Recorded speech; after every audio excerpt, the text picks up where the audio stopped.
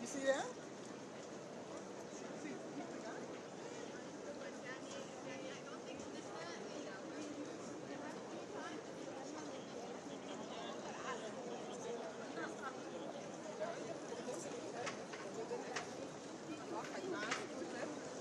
Delivering food from all the restaurants.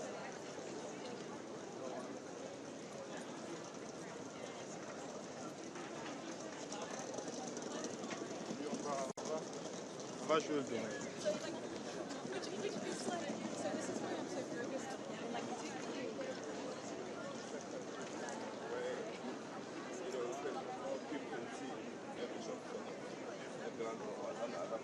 On that second, on the top floor. On the I think it must be here.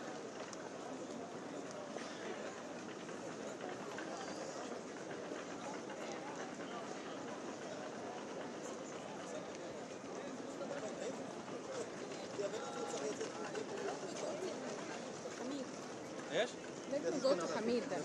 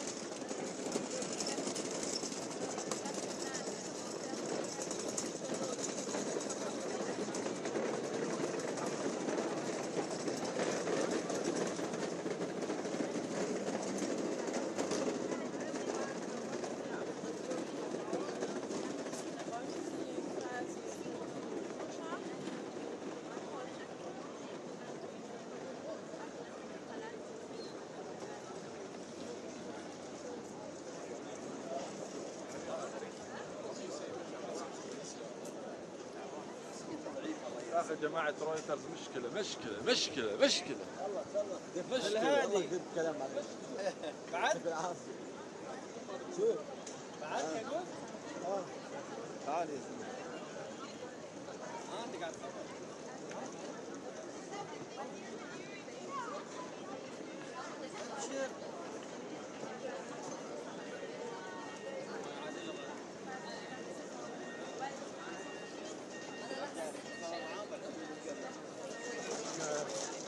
You're gonna have to move. How are you doing? How you doing?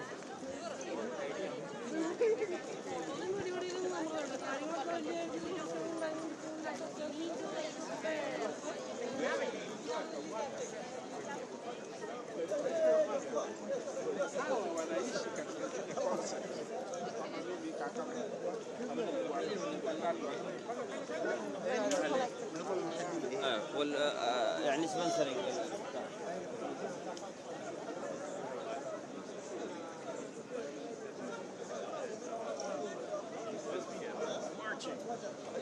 More like a natural strategy, I think it was 1 and 2, but that's like really big.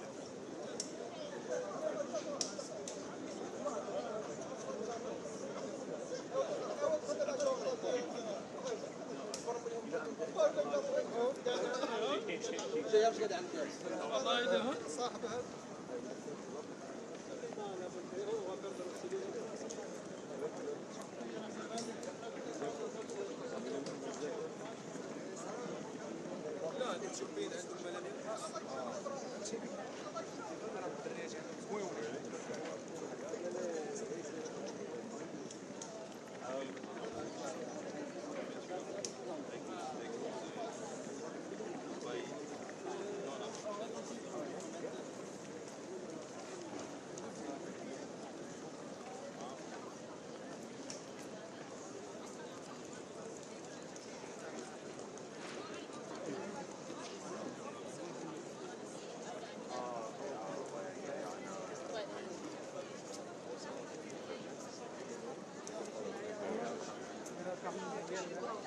Área do que real ou genérico, né? Mas eu já coloquei roupa de frio.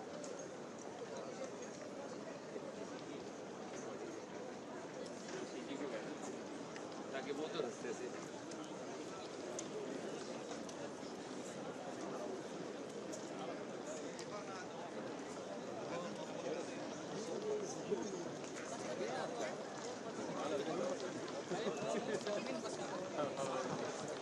Yeah, I've been good. Soon a bit of like communication.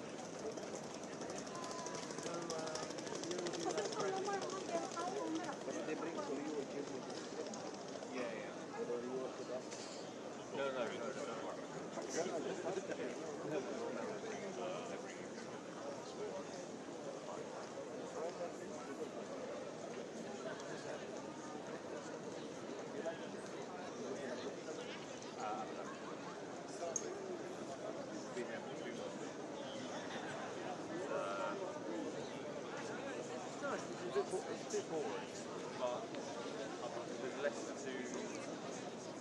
You just don't go out.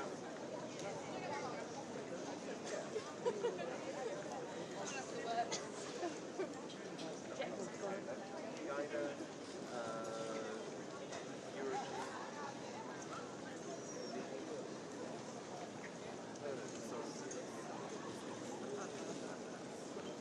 Kuna shamba pale.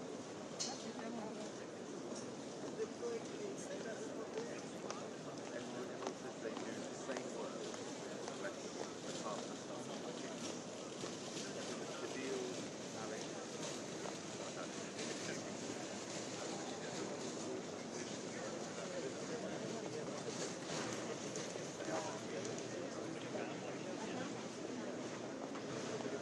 Да, потому что сюда пресно вообще не было.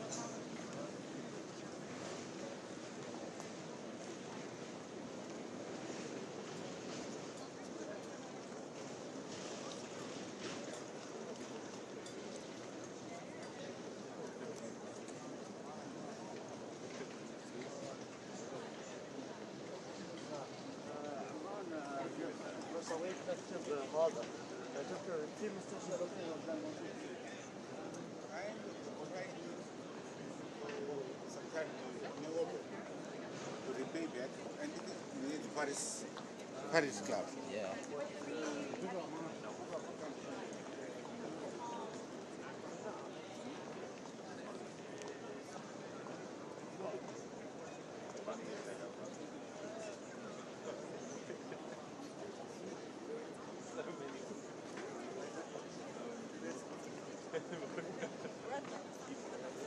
Right? He knows. But actually, yes, money's good.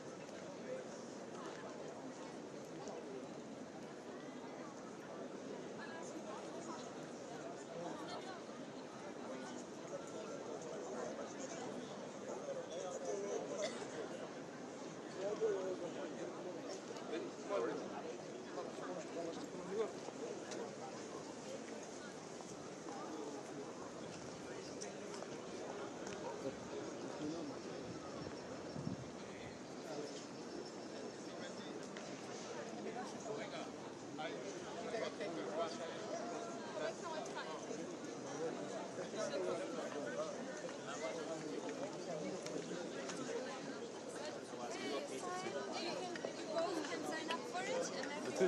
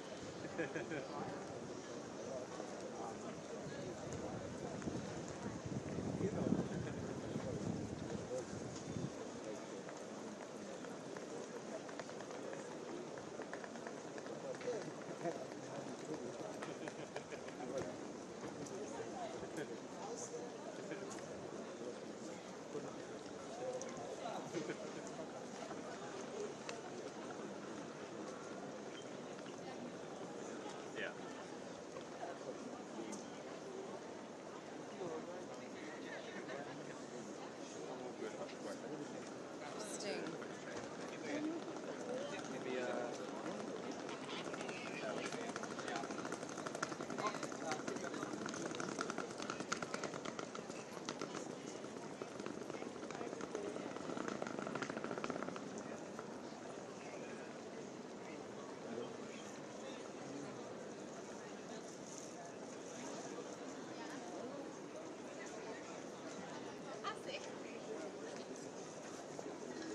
No creo que los negros tengan.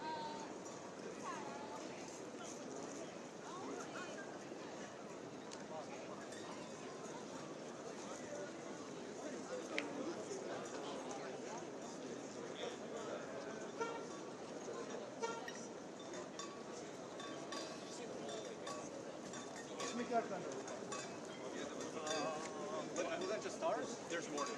Like in terms of the event.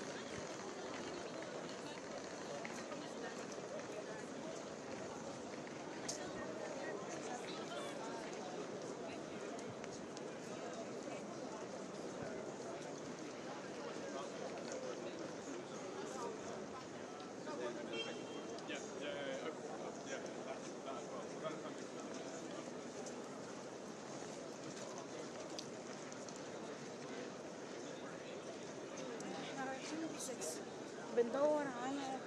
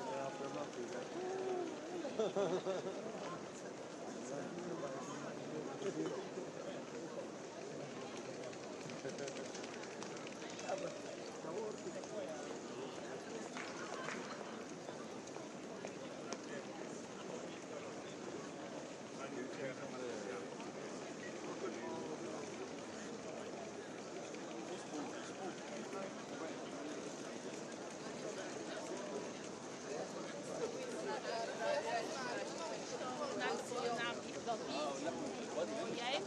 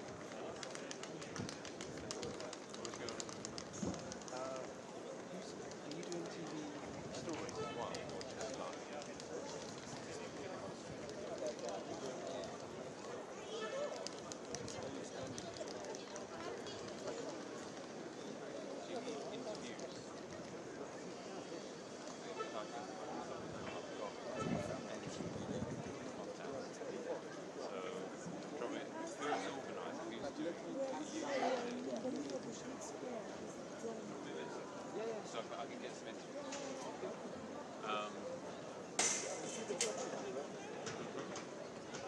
Do you...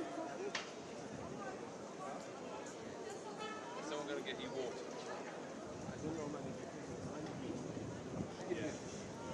I'll go and have a look. I'm really appreciate it. Habib.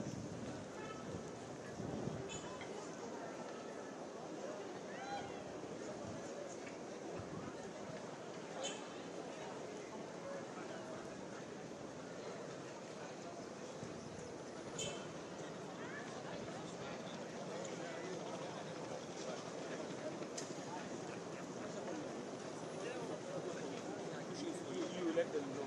Just know that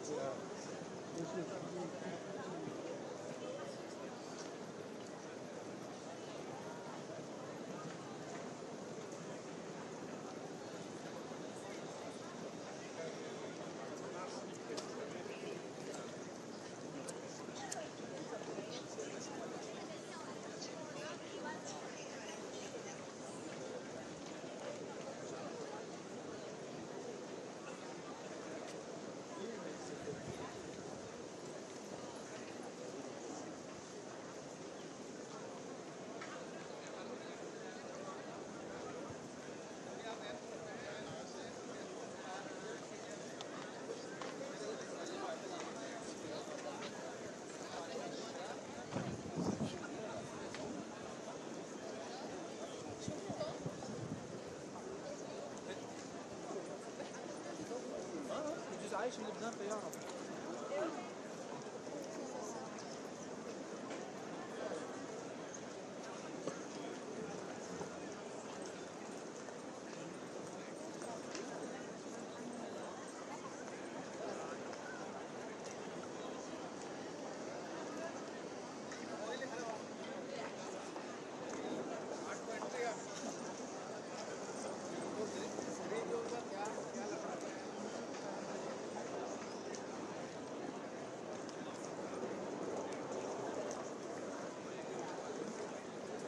কি করছি যদি তোমাকে বলছি পয়সা দিতে মানে এটা পড়োশির জন্য চিন্তা করছি বলছি তো এটা পড়োশি তুমি পয়সা দিতে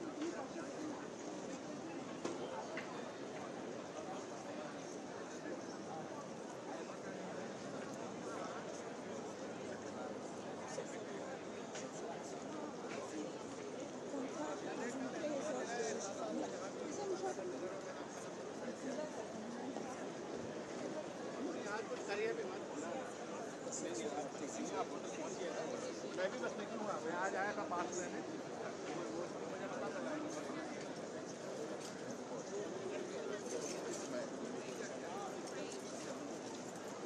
هلا كيف الحال؟ الأمر شو أخبارك؟ شو الأمور؟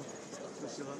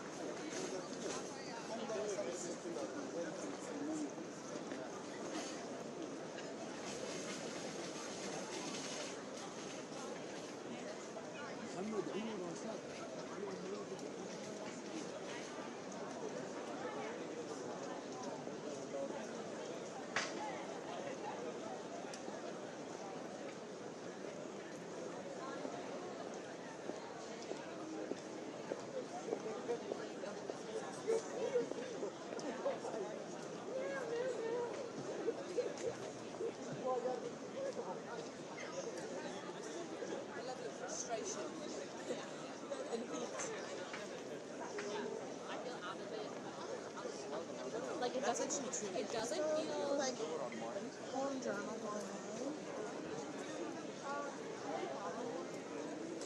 it feels a little bit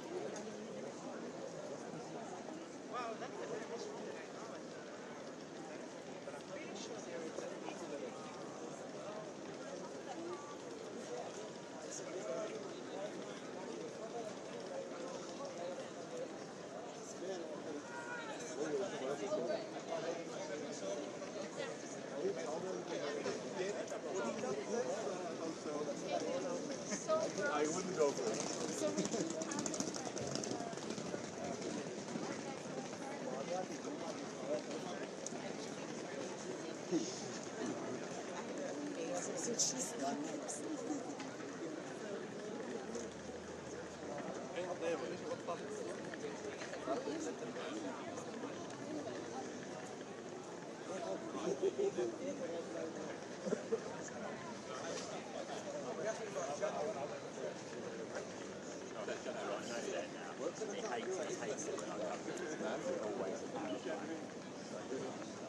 إلى جاي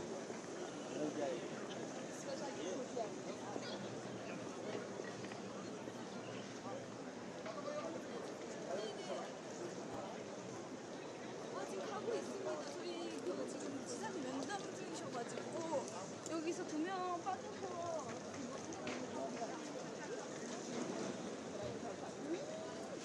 sorry. No, there's no problem. No, there's no problem.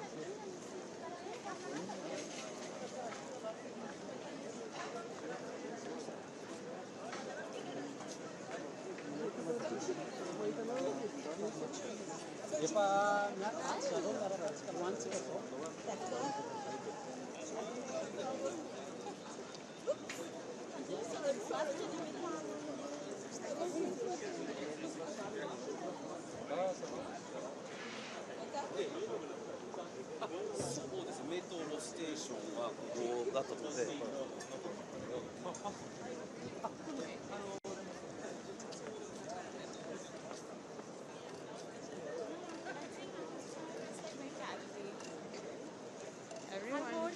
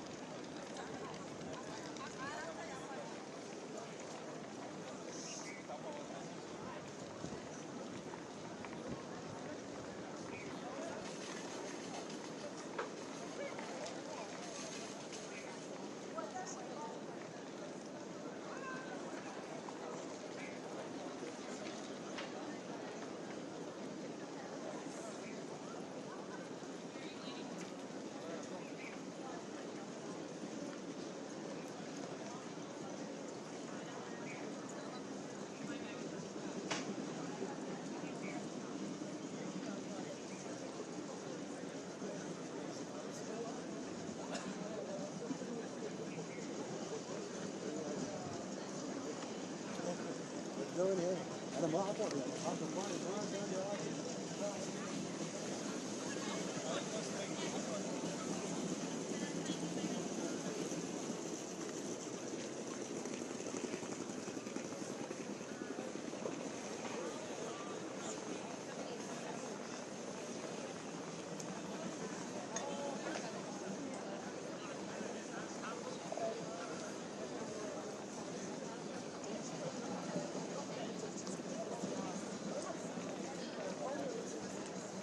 هاي كيف حالك؟ هيك أنا ما شاء الله.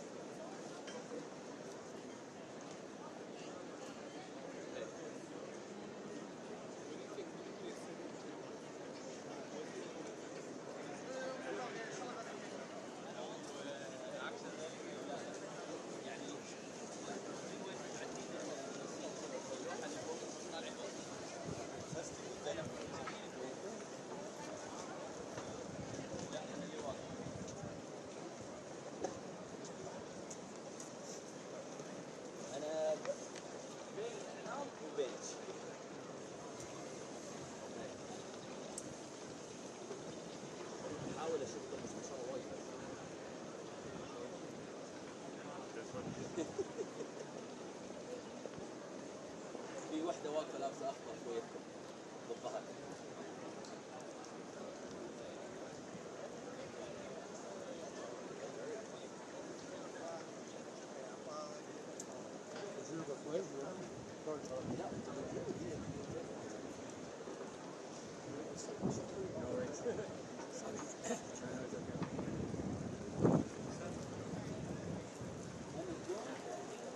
شفت الناس فوق فوق السطح هون بيطلعوا معهم فنانين هيك شفت في accommodation.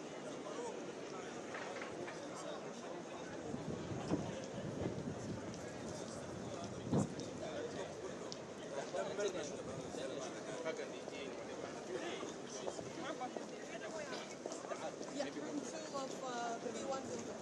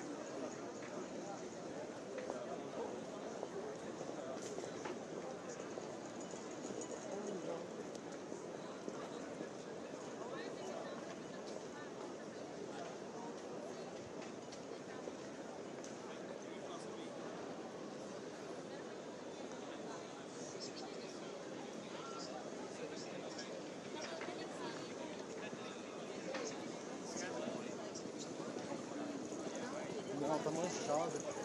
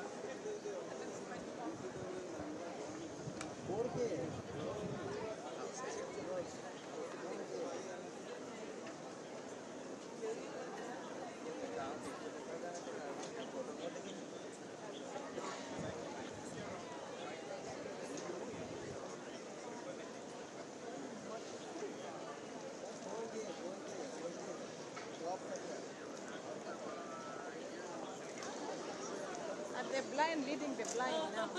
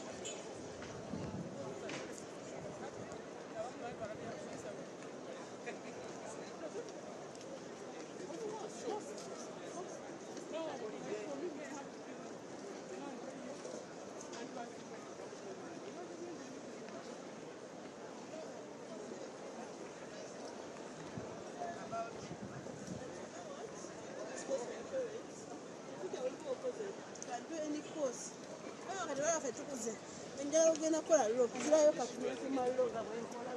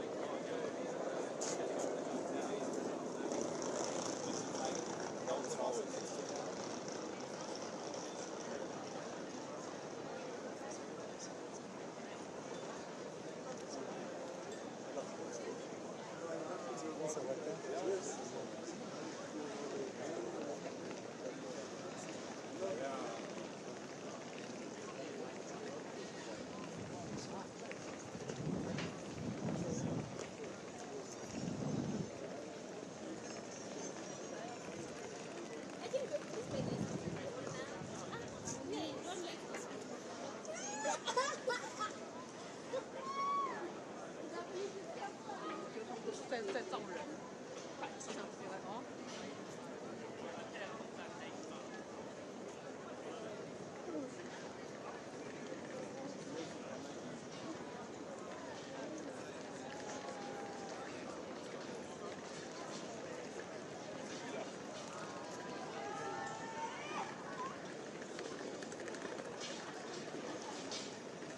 前面又是万国旗啊！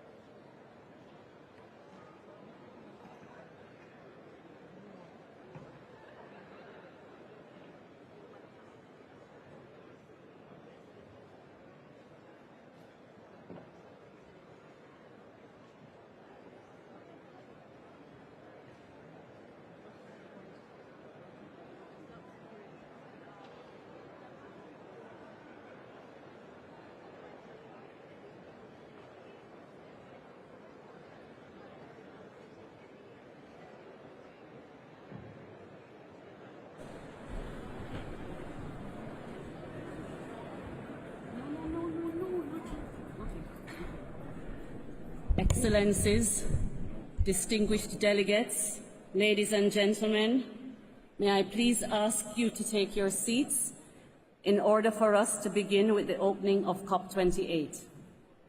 May I please ask you to take your seats in order for us to begin with the opening of Cop28. Thank you.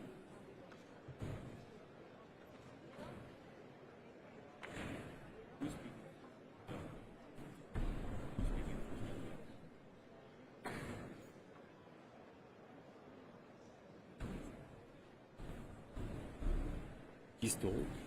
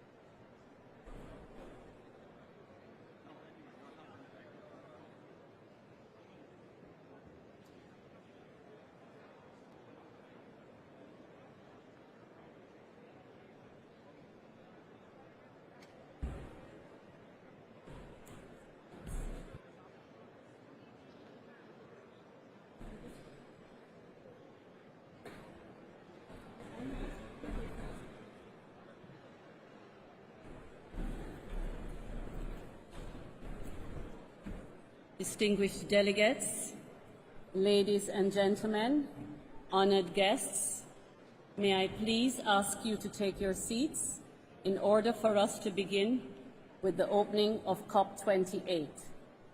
May I please ask you to take your seats in order for us to begin with the opening of Cop28. Thank you.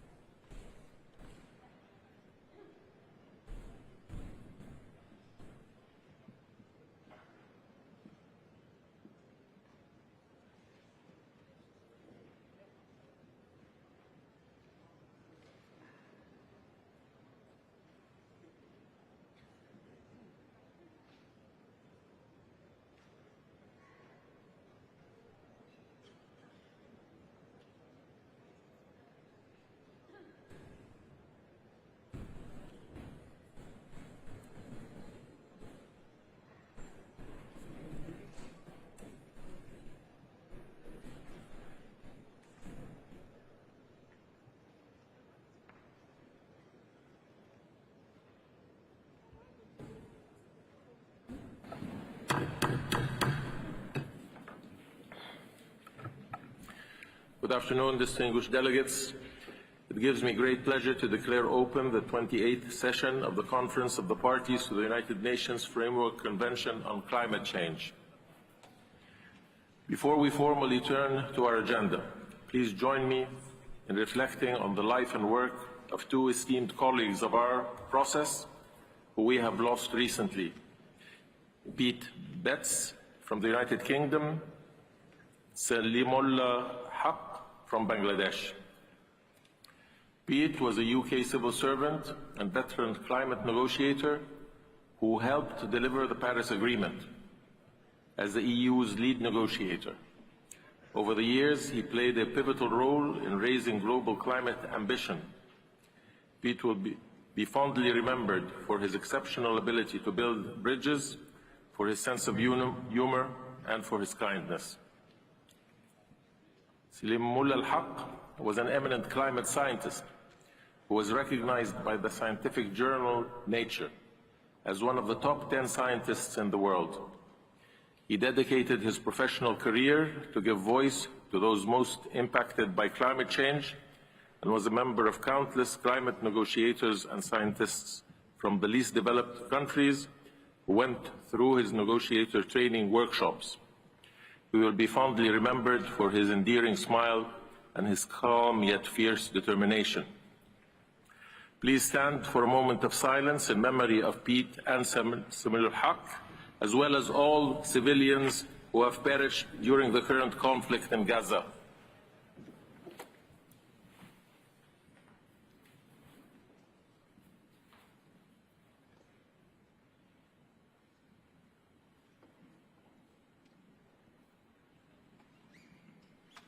I thank you.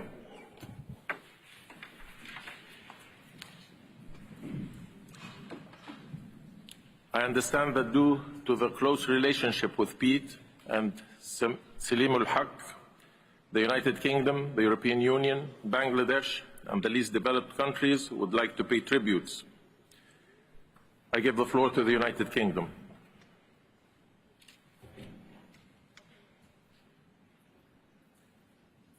Thank you, Mr. President. And I first want to offer condolences on behalf of the UK to the government of Bangladesh for the passing of Salim and to all of his family and friends. Salim was a good friend to the UK, a critical friend when we needed it, and he fought tirelessly for action on loss and damage, and I hope we're able to honour him with a fitting outcome from this COP. Sadly, the world has lost two climate advocates. Pete Betts died on October the 21st following a battle with cancer, and he was laid to rest yesterday in London. He was a giant in our process, and for me, like many in the UK team, he was my biggest inspiration and my toughest critic. Pete never stopped advocating for climate action. He never stopped believing in multilateralism and the capacity for change. He took the outcome in Copenhagen hard, and he felt we didn't try hard enough to bridge the divides, and he worked relentlessly to rectify that in Paris, playing a big role in securing that agreement. And one of the things that made Pete stand out was that he operated on a very human level. He had strong views, and he expressed them clearly, but he also listened to others. He challenged his own assumptions, and if he didn't understand why someone held a position, he asked relentless questions until he did, and usually with an inappropriate joke for good measure. He pushed the UK as hard as he pushed anyone else, and he always wanted to advocate for the most vulnerable. Because above all, Pete believed that in this fight against climate change, there is no us and them. We win together or we lose together, and I hope we can carry that spirit into this COP. Pete has been the heart and soul of the UK team for many years, and we will carry his values with us. But his impact was so much wider. Pete often said that his biggest achievement was founding the Cartagena Dialogue, which is a group of negotiators from the developed and developing world who come together to understand positions and advocate for action. Negotiators from the Cartagena Dialogue have made a statement to remember Pete and to reflect on the need for togetherness at Cop28, which we'll send to the Secretariat and others will speak to.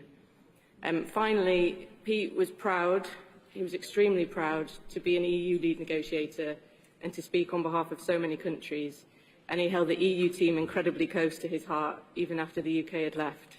So I'd like to pass over to our friends in the European Union to say a few words. Thank you. Thank you. I give the floor to the European Union, to Spain on behalf of the European Union. Thank you very much, Mr. President and colleagues.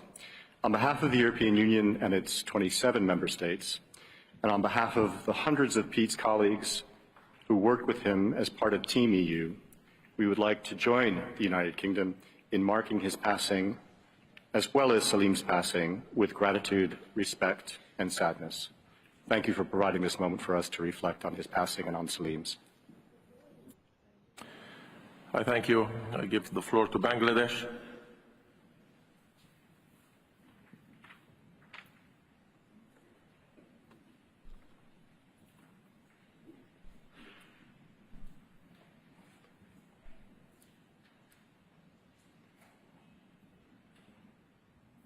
Thank you, Mr. President, for giving me the opportunity to speak about Professor Dr. Salimul Haq. He was an outstanding and very well-spoken gentleman, loved by all. And he was an academician, you know. He worked for the University of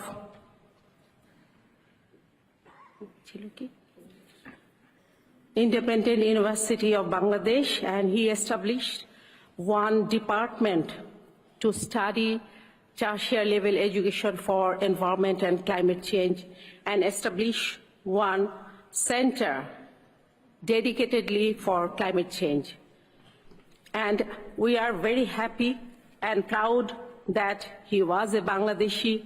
His voice was not only for Bangladesh, it's for vulnerable of the planet. And especially we would recall that his contribution in the climate change movement to establish the loss and damage concept and the fund. Our greatest tribute and gratitude to the presidency for organizing this dedicated event for him. Thank you so much. I thank you. I give the floor to Senegal on behalf of the least developed countries.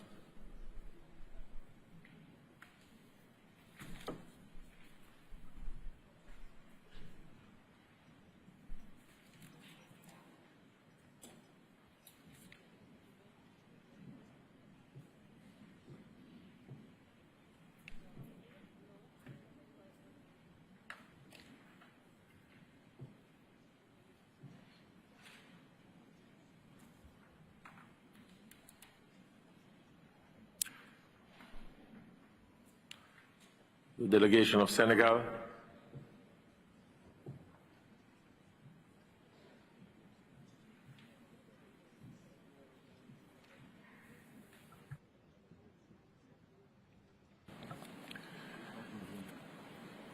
delegation of Senegal seems not to have arrived yet, so we will proceed.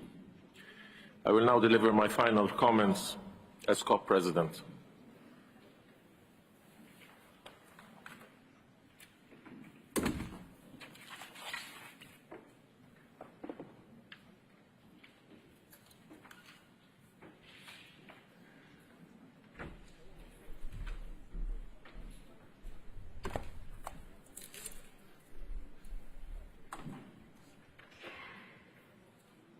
Your Excellencies, distinguished colleagues, Your Excellency Dr. Sultan Al-Jaber, COP President-designate, let me at the outset express my sincere thanks and gratitude for the support I received from all of you in performing my duties as COP President, be it during the build-up for COP27, at the conference in Sharm el-Sheikh, or throughout the year that ensued.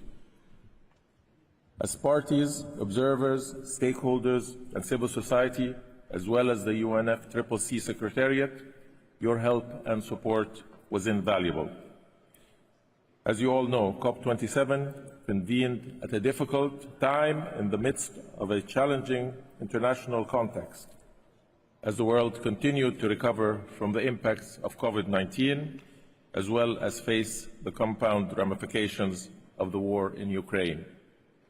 Nevertheless, COP27 turned out as yet another moment where our commitment to a greater cause prevailed, a landmark in our collective progress to ensure inclusive and effective global climate action. Building on previous COPs, COP27 succeeded in delivering a number of much-needed and long-awaited elements to the global climate agenda. Together for implementation was not just a slogan at COP27, but rather a timely call to move from setting rules, frameworks, and commitments to a clear focus on the tangible implementation of these commitments on the ground. A call which we heeded together by establishing the loss and damage funding arrangements, including the fund, launching the Just Transition Work Programme, and agreeing on the Mitigation Work Programme. We showcased an unwavering commitment to enhancing global climate action during this critical decade. By voicing a resounding call for the reform of international financial institutions, highlighting renewable energy as a pathway for the future, championing the adaptation agenda through the work of the Marrakesh Partnership, and agreeing on unprecedented outcomes on water, oceans, and forests, we at COP27 ushered in a new age of implementation in our relentless fight against climate change. Colleagues, as we highlight the achievements of COP27, we also need a frank assessment of where we stand in relation to our collective ambitions, to the stark realities of science, and to the echoing voices of impacted communities across the globe. A quick realities check in this regard should be of concern to all of us for a number of reasons. First, because most of what we bring forward as tangible solutions and actionable commitments is based on speculation or well wishes at most. That we will be able to deliver our NDCs conditional and unconditional. That developed countries will deliver the 100 billion goal. That the loss and damage fund established in Sharm el-Sheikh will be replenished in billions of dollars. That international financial institutions will be reformed to deliver all the support required. And that the private sector, altogether with Article 2.1.c of the Paris Agreement, is the silver bullet that will unlock the flows of appropriate finance to developing countries. These are all mere assumptions, with no evident proof in reality. Second, rather than increasing climate finance from developed countries, actually it's decreasing in relation to the growing needs and the increasing costs of finance in developing countries. The Green Climate Fund and the Adaptation Fund are but two examples of this worrying trend of decreased financial flows. Third, the expansion of fossil fuel exploration and production, in particular of coal, in countries that previously committed to substantially phase down or in some instances completely phase out coal. Another worrying sign is the increased gap in renewable energy expansion and availability, and the temptation of resorting to unilateral measures, either through incentives or taxes, shifting fair competition and jeopardizing multilateralism and hard-earned gains in developing nations. Colleagues, these are all worrying signs that we need to take seriously, as they not only erode trust in the global climate regime, but also have deep impacts and severe consequences on our ability to achieve the goals of the Paris Agreement. And while the outcomes delivered in Sharm el-Sheikh do take us a step further in the right direction, these worrying signs need to be addressed immediately and effectively if we are to remain on the right side of history and to ensure that our collective efforts are not in vain.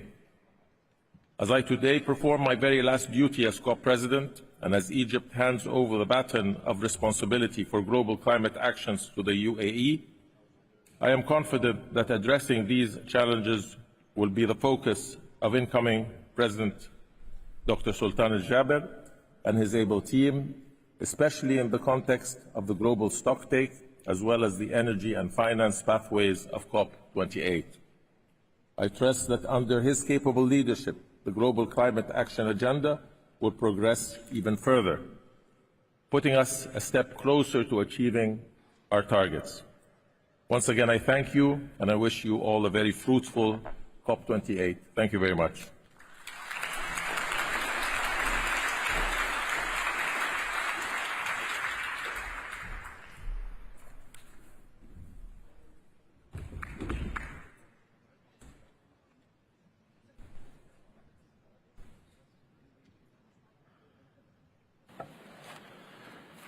Distinguished delegates, I would like to invite you to turn to sub-item 2A of the provisional agenda for the session, entitled Election of the President of the Conference of the Parties at its 28th session. In accordance with Rule 22, Paragraph 1 of the Draft Rules of Procedure being applied, the office of the President of the Conference of the Parties is subject to rotation among the 5 regional groups. We now continue the cycle with a president from the Asia-Pacific states. It gives me great pleasure to propose that the conference elect by acclamation His Excellency Dr. Sultan Ahmed Al-Jaber, who will serve as president of the conference at its 28th session.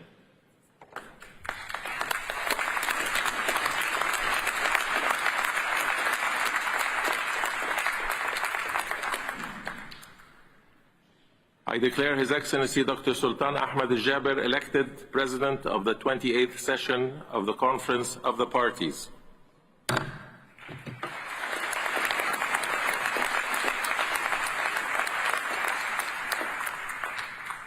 I congratulate His Excellency Dr. Sultan Ahmed Al-Jaber on his election and wish him every success in guiding the work of the conference.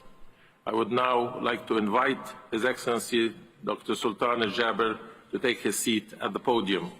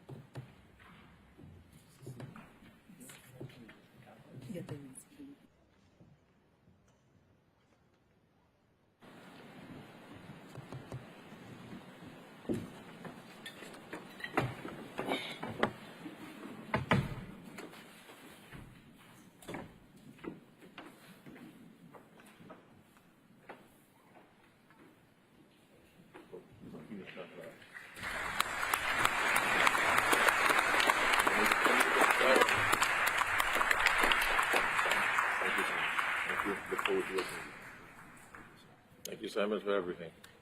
Thank you. All the best.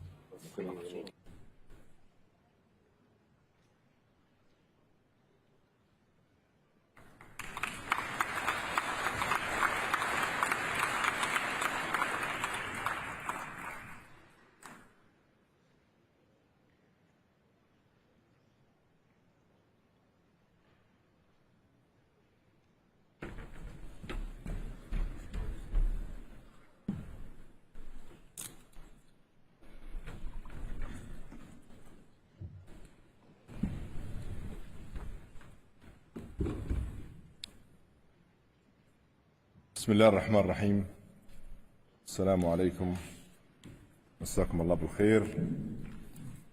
حياكم الله في دولة الإمارات، بلاد زايد الخير والعطاء والتنمية والاستدامة.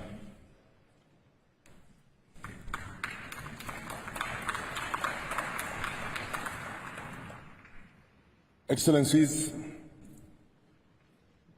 dear friends, colleagues, members of every delegation, it is an honor to be with you today. And I am so glad that this day has finally arrived. And as my first official act as COP President, allow me to express my gratitude to my very dear friend, Sameh Shukri. Your Excellency, you have led this conference with vision, purpose, and integrity. We are indebted to you for your service, your accomplishments, and your commitment to climate progress. And allow me to also extend my gratitude to every person in this room. We come from different nations, different backgrounds, and different generations. Yet, we share something vital.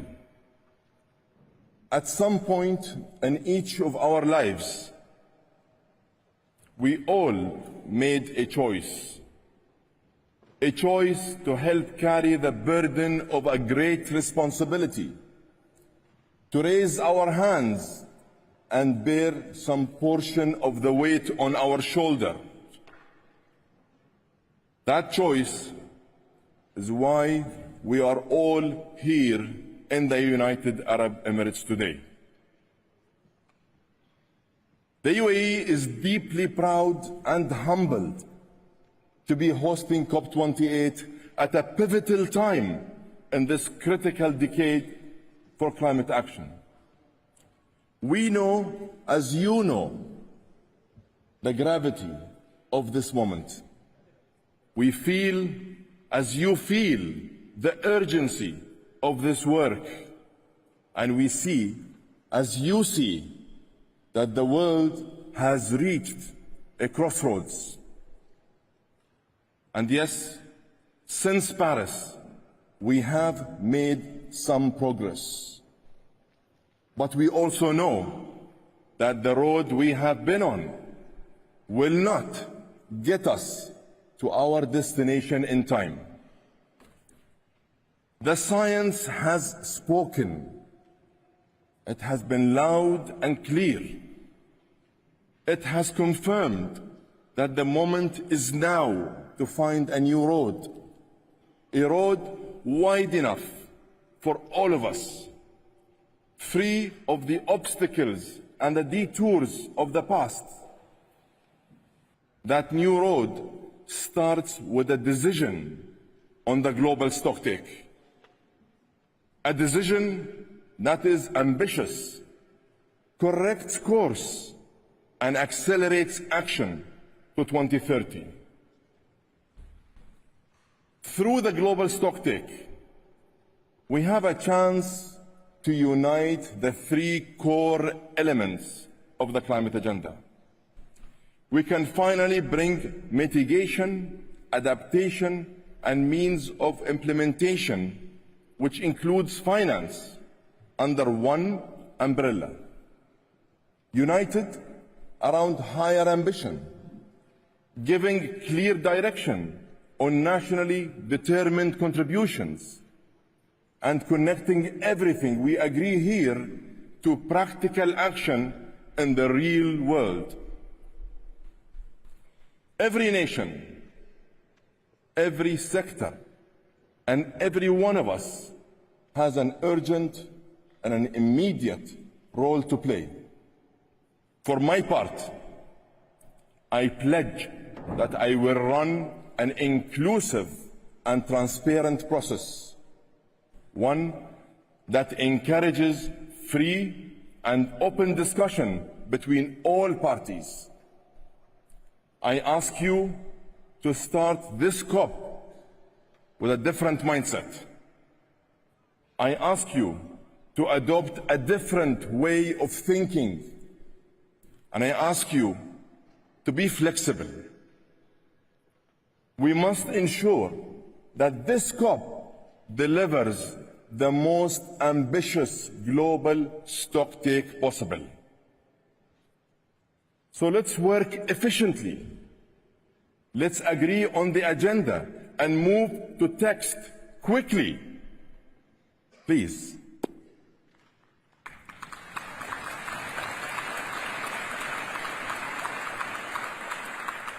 We have no time to waste. Friends, I believe that the United Arab Emirates reflects the spirit we need at this COP. My country is only 2 years older than me.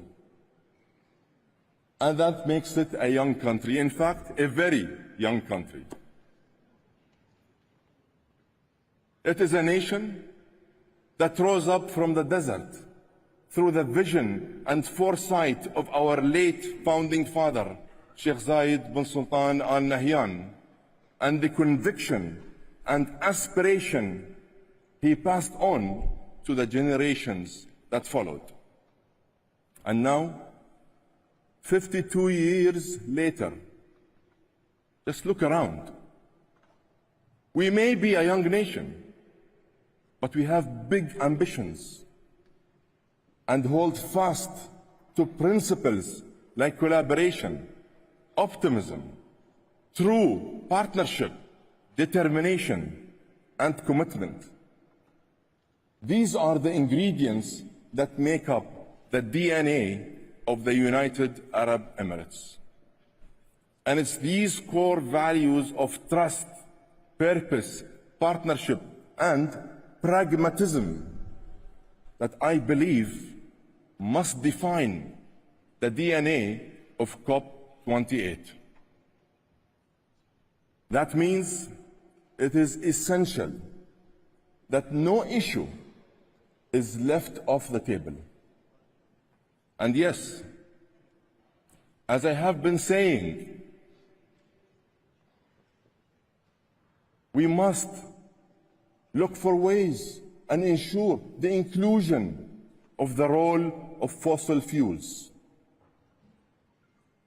I know there are strong views about the idea of including language on fossil fuels and renewables in the negotiated text. We collectively have the power to do something unprecedented. In fact, we have no choice but to go the very unconventional way. I ask you all to work together. Be flexible. Find common ground. Come forward with solutions and achieve consensus. And never lose sight of our North Star of 1.5. Because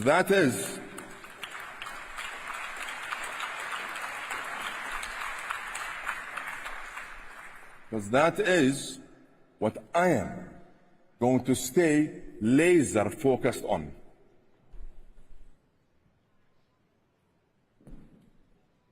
Excellencies, dear friends, we all know that a key success factor across climate agenda is finance.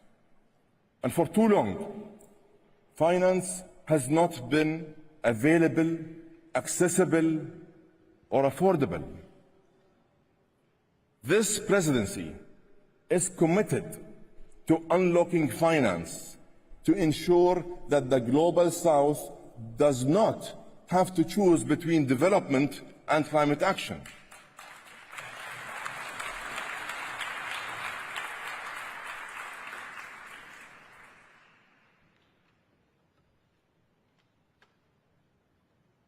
Let this be the year that climate finance meets the magnitude of the moment.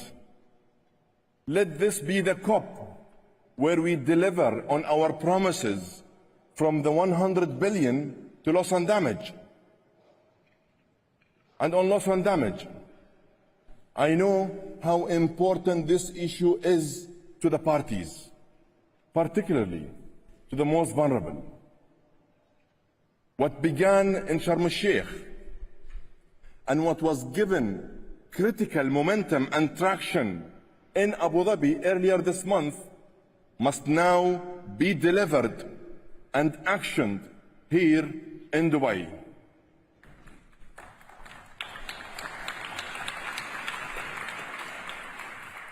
And allow me here to pause for a moment to honor the memory of our distinguished colleague and my dear friend, Salim al-Haq. He devoted his entire career to the cause of finding a way to address loss and damage. And I personally benefited from his advice and his experience, particularly on the imperative to shift the world's focus to the needs of adaptation. Excellencies, adaptation must be at the heart of our action. We must bridge the finance gap and agree on a robust framework for the global goal. Let's put nature, lives, and livelihoods at the core of our national plans. Let's finally face the issues that are critical to adaptation, like water, food, agriculture, and health. And that is why I am proud that this COP will be the first to host a climate health ministerial.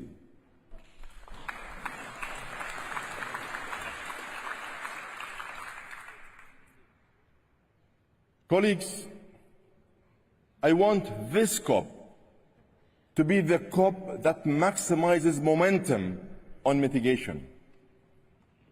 Today, countries representing more than 85% of the world's economy are behind Cop28's goal of tripling renewable energy capacity by 2030.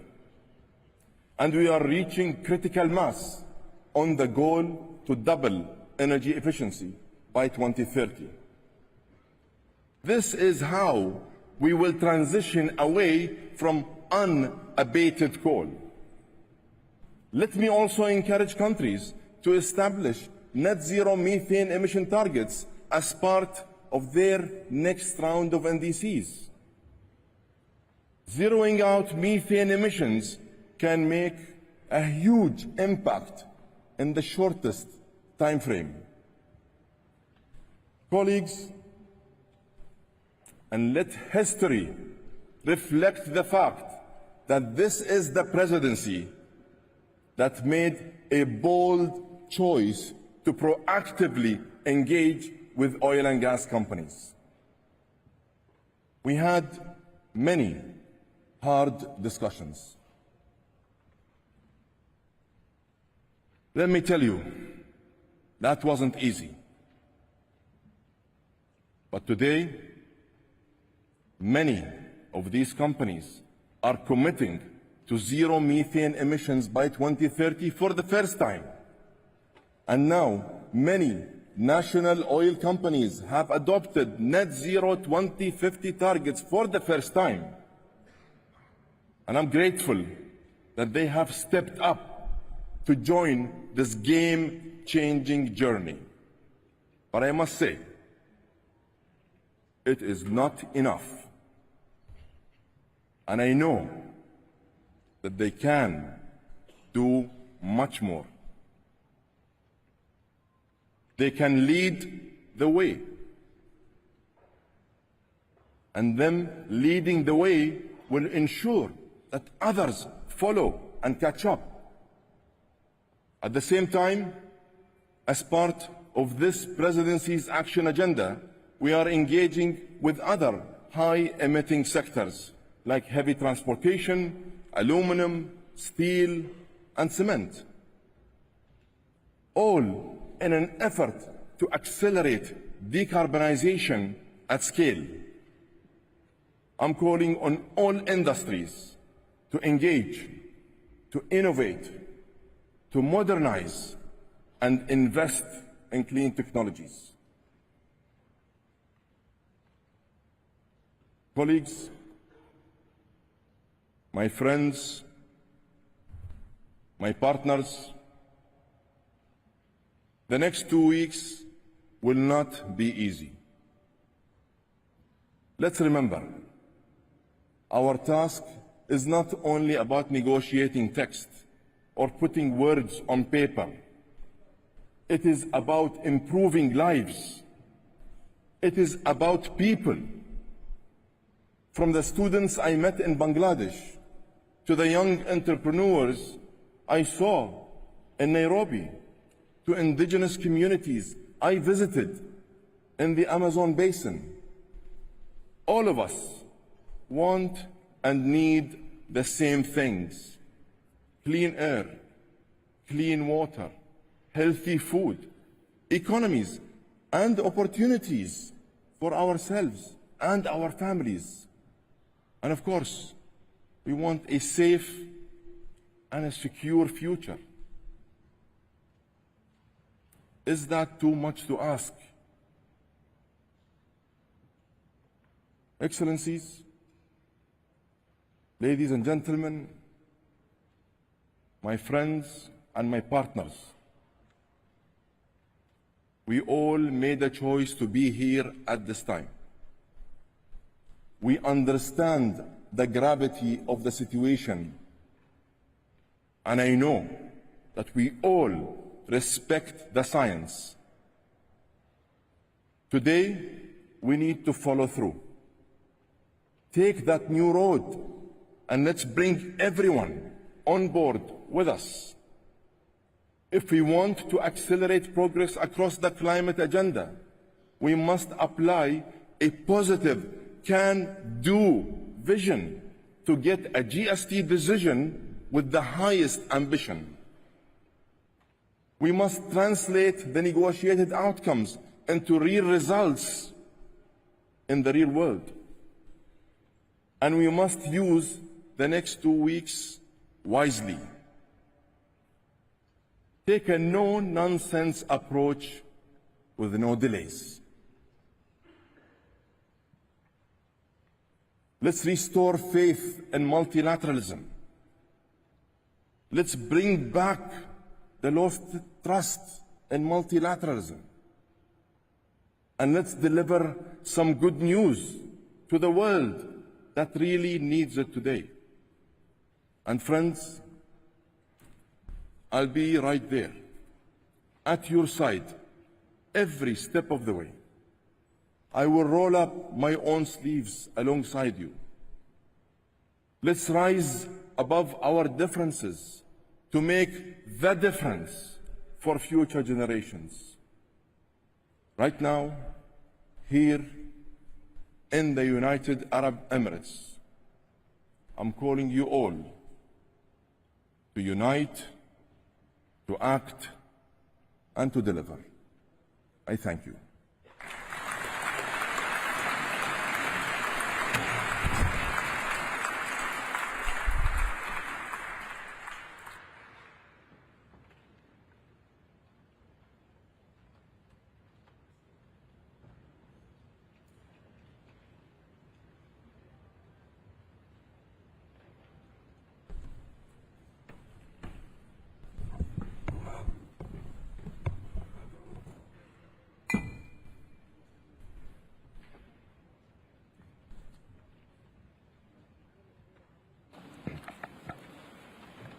distinguished delegates, honored guests, colleagues, we are pleased to have with us Professor Jem Skia, the chair of the Intergovernmental Panel on Climate Change, and Mr. Simon Steele, the UNFCCC Executive Secretary. It is my pleasure to invite Mr. Simon Steele to address the plenary. Simon, you have the floor.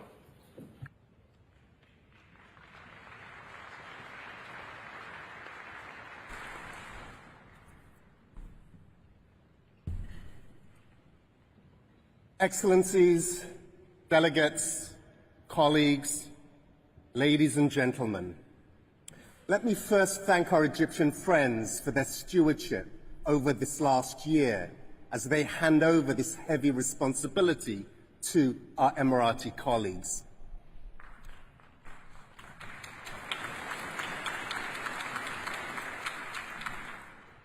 And let us be clear, this is a heavy responsibility. Colleagues, this process reminds me of watching my baby son, Joe, crawling across the sharp grasses of my parents' island home. He was an accomplished crawler and runner, but he barely spent any time on the baby steps in between. Today, we find ourselves in a rather different position in humanity's climate action journey. We are taking baby steps, stepping far too slowly from an unstable world that lacks resilience to working out the best responses to the complex impacts that we are facing. We must teach climate action to run, because this has been the hottest year ever in humanity. So many terrible records were broken, and we are paying the price with people's lives and livelihoods. We're standing at a precipice, facing the global stocktake, and we've got two options. Either we can note the lack of progress, tweaking our current best practices, and encourage ourselves to do more at some other point in time. Or we decide at what point we'll have made everyone on the planet safe and resilient. We decide to fund this transition properly, including the response to loss and damage. And we decide to commit to a new energy system. If we do not signal the terminal decline of the fossil fuel era as we know it, we welcome our own terminal decline, and we choose to pay with people's lives. If this transition isn't just, we won't transition at all. And that means justice within and between countries, sharing benefits across society, ensuring that everyone, women, indigenous peoples, and youth, in all their diversity, have equal opportunities to benefit from these transitions. Last year, I said we were going to do things differently. So let me lay out that vision and what's going to happen over the next 2 years. In 2024, countries will submit their first biennial transparency report. This will mean the reality of individual progress can't be concealed. We will also see at Cop29 how to finance this massive shift with the new finance goal. And let this be your first official notice that early in 2025, countries must deliver new nationally determined contributions. Please start working on them now. This takes us to COP30, where every single commitment on finance, adaptation, and mitigation has to be in line with a 1.5 degree world. Science tells us we have around 6 years before we exhaust the planet's ability to cope with our emissions, before we blow through 1.5 degree limits. As a teenager, my son Joe had a wonderful phrase he would use when I asked him to do something. "I'm trying to try, Dad," he would say. Unfortunately, this does as much for delivering climate action as it does finishing your homework. It's simply not enough for us to be trying to try.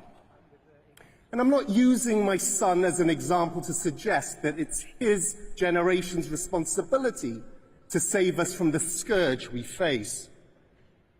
We are indebted to young people and to civil society for having pushed us this far. They're looking at us to take responsibility for speeding things up. So let's be transparent in the actions and the decisions that we take here with each other. And in that spirit, delivering on the promise I made on accountability, the UNFCCC has reformed the badging system. Every participant at this COP is already publicly listed. The whole world knows who's here. They will hold us to account on what we do or do not do. As Yoda would say, do or do not. There is no try.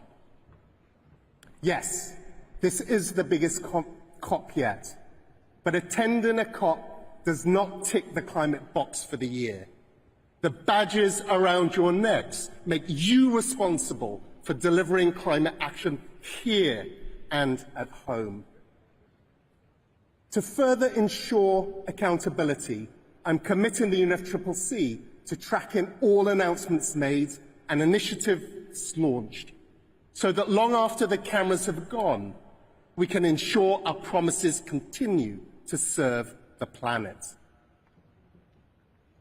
Dear delegates, the UNFCCC, as custodians of this process, is here as the impartial facilitator. Remember this: behind every line you work on, every word or comma you wrestle with here at COP, there is a human being, a family, a community that depends on you. Turn the badges around your necks into a badge of honor and a life jacket for the millions of people you are working for. Accelerate climate action. Teach it to run. I thank you. Shukran.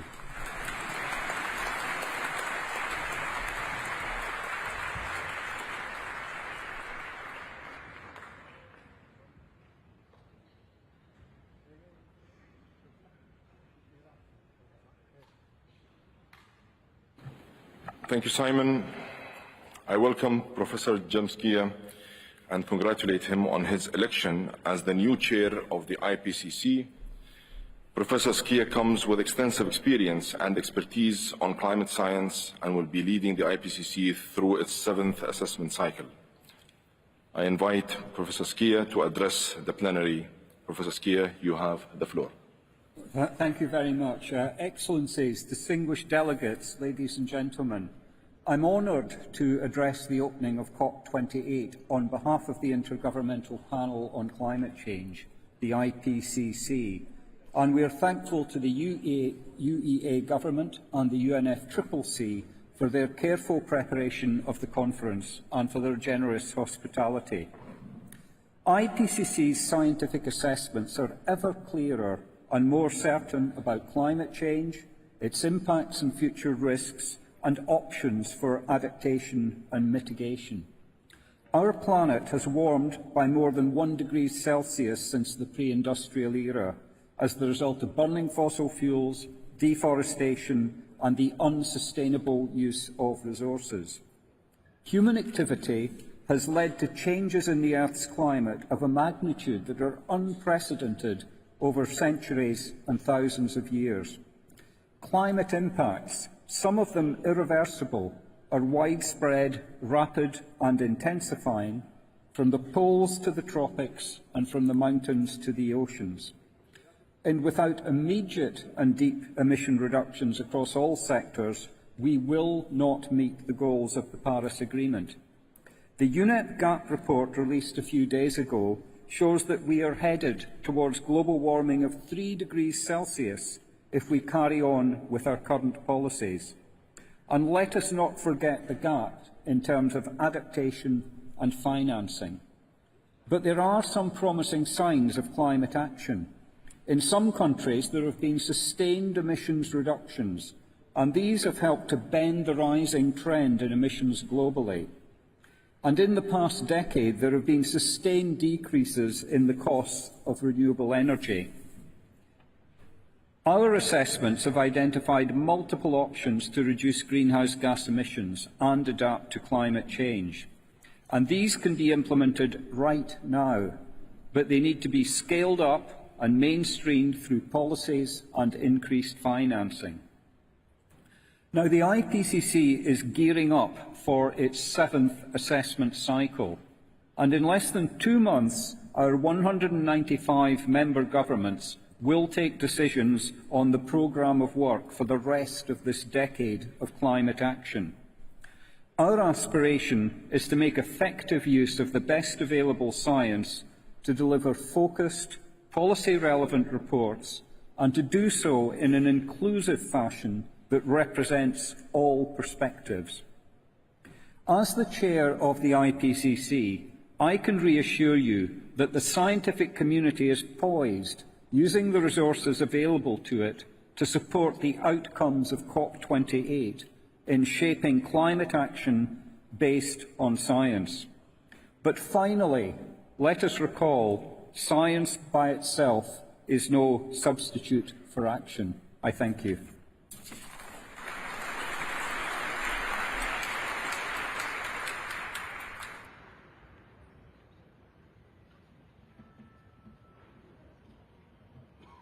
Thank you, Professor Skia.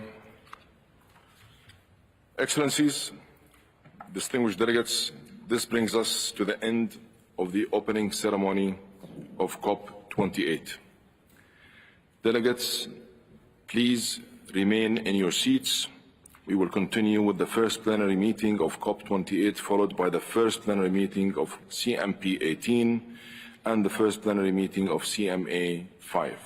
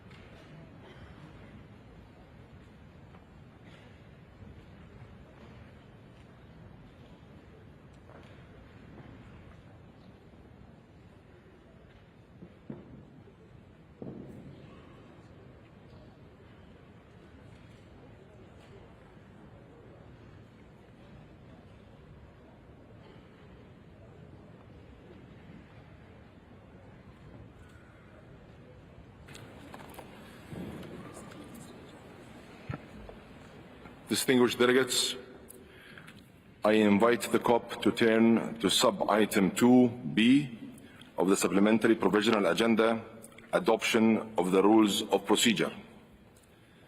The draft rules are contained in document FCCC/CP/1996/2. Parties may recall that the draft rules of procedure are being applied with the exception of Rule 42 due to lack of consensus. At COP27, the Presidency held consultations and reported that there continued to be no consensus on the matter and proposed that consultations continue at COP28. I therefore propose that we continue to apply the draft rules of procedure with the exception of Rule 42. I propose that Mr. Ahmed Al-Ghardaqa, a senior member of my delegation, holds informal consultations on this issue. I will report on the outcome of those consultations at the closing plenary meeting.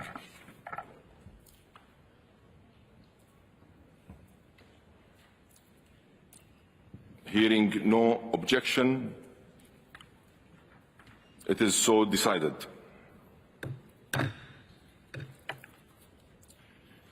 I invite the COP to turn to sub-item 2C of the supplementary provisional agenda, adoption of the agenda.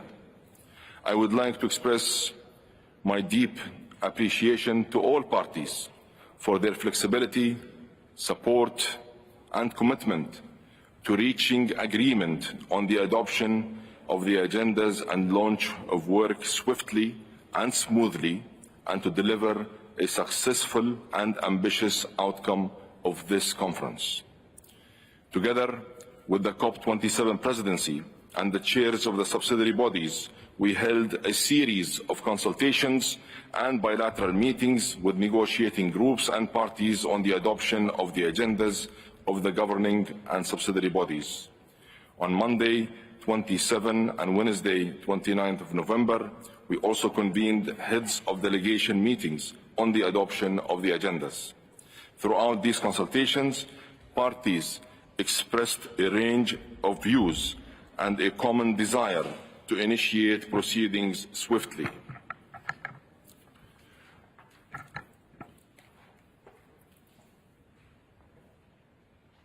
And smoothly, given the scale and importance of mandates and deliverables expected here.